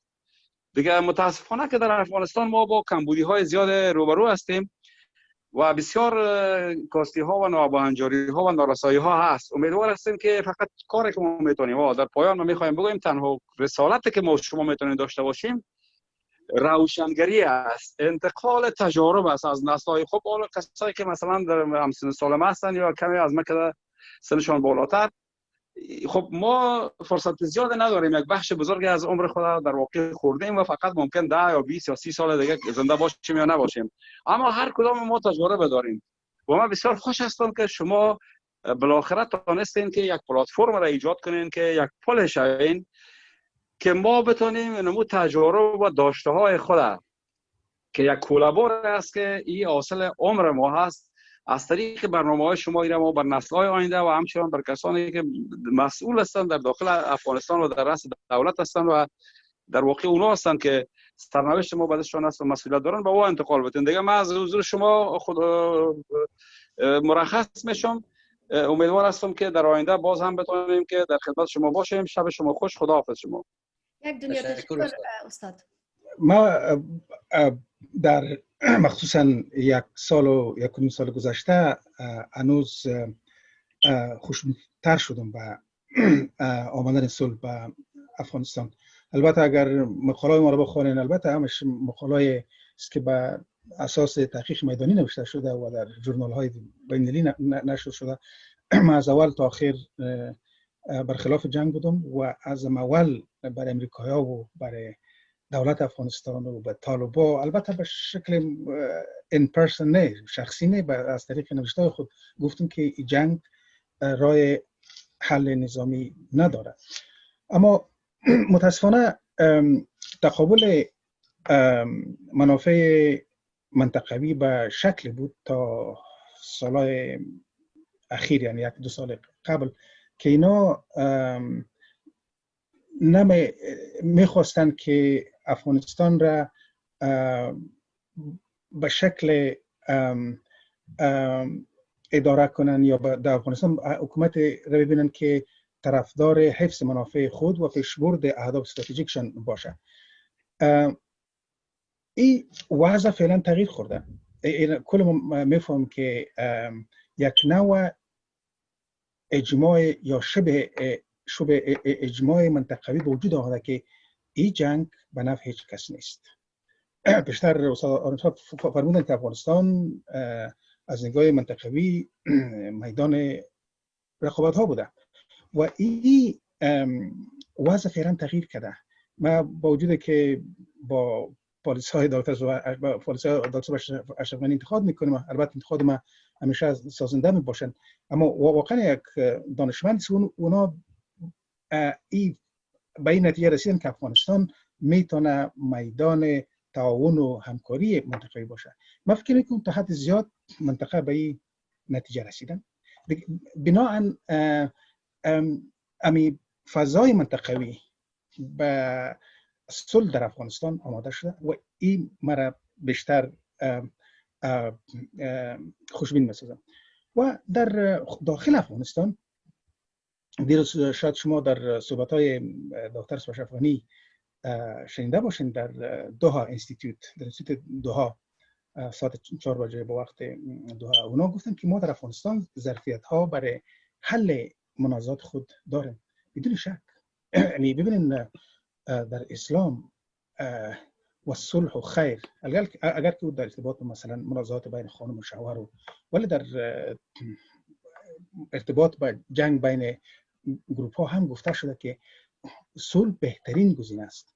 یعنی و صلح و خیر، این کسایی که صرف نه هم میفهمه، یعنی خیر کلمه اسم تفضیل است، یعنی بهتر از همه گزینه های دیگه است.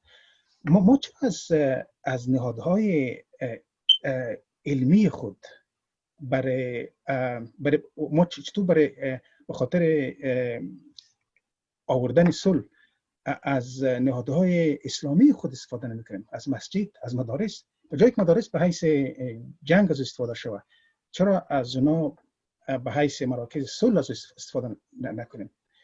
ببینید در افغانستان بیشتر ما گفتم این ساحه ریسرچ است که در افغانستان بیشتر از در حدود 80% مردم برای حل معضلات مدنی، جرمی و غیره به جرگه ها و شوراها میره. ببینید ما این نهادها را داریم.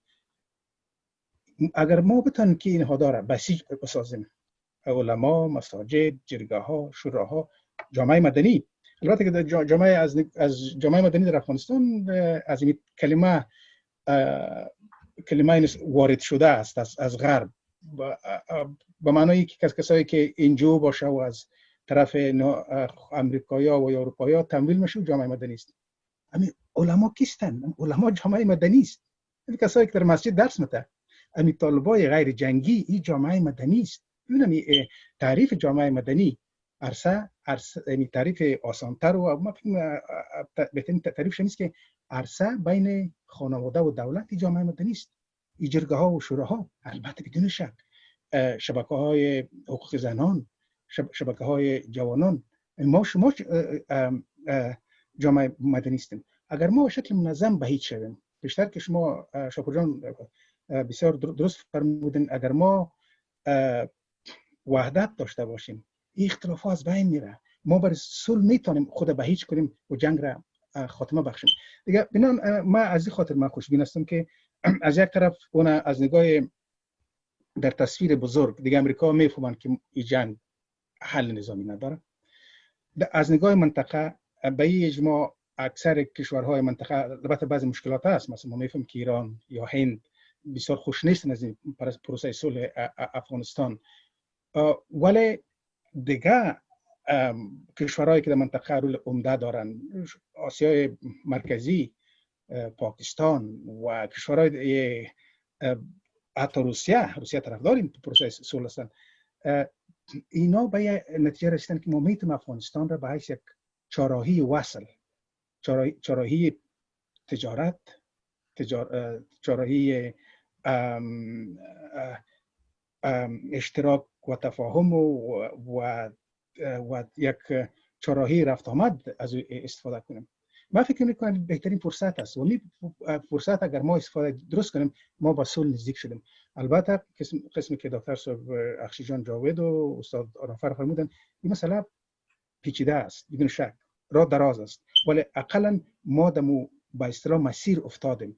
اگر از این مسیر استفاده درست کنیم، مخصوصا از طریق بهیج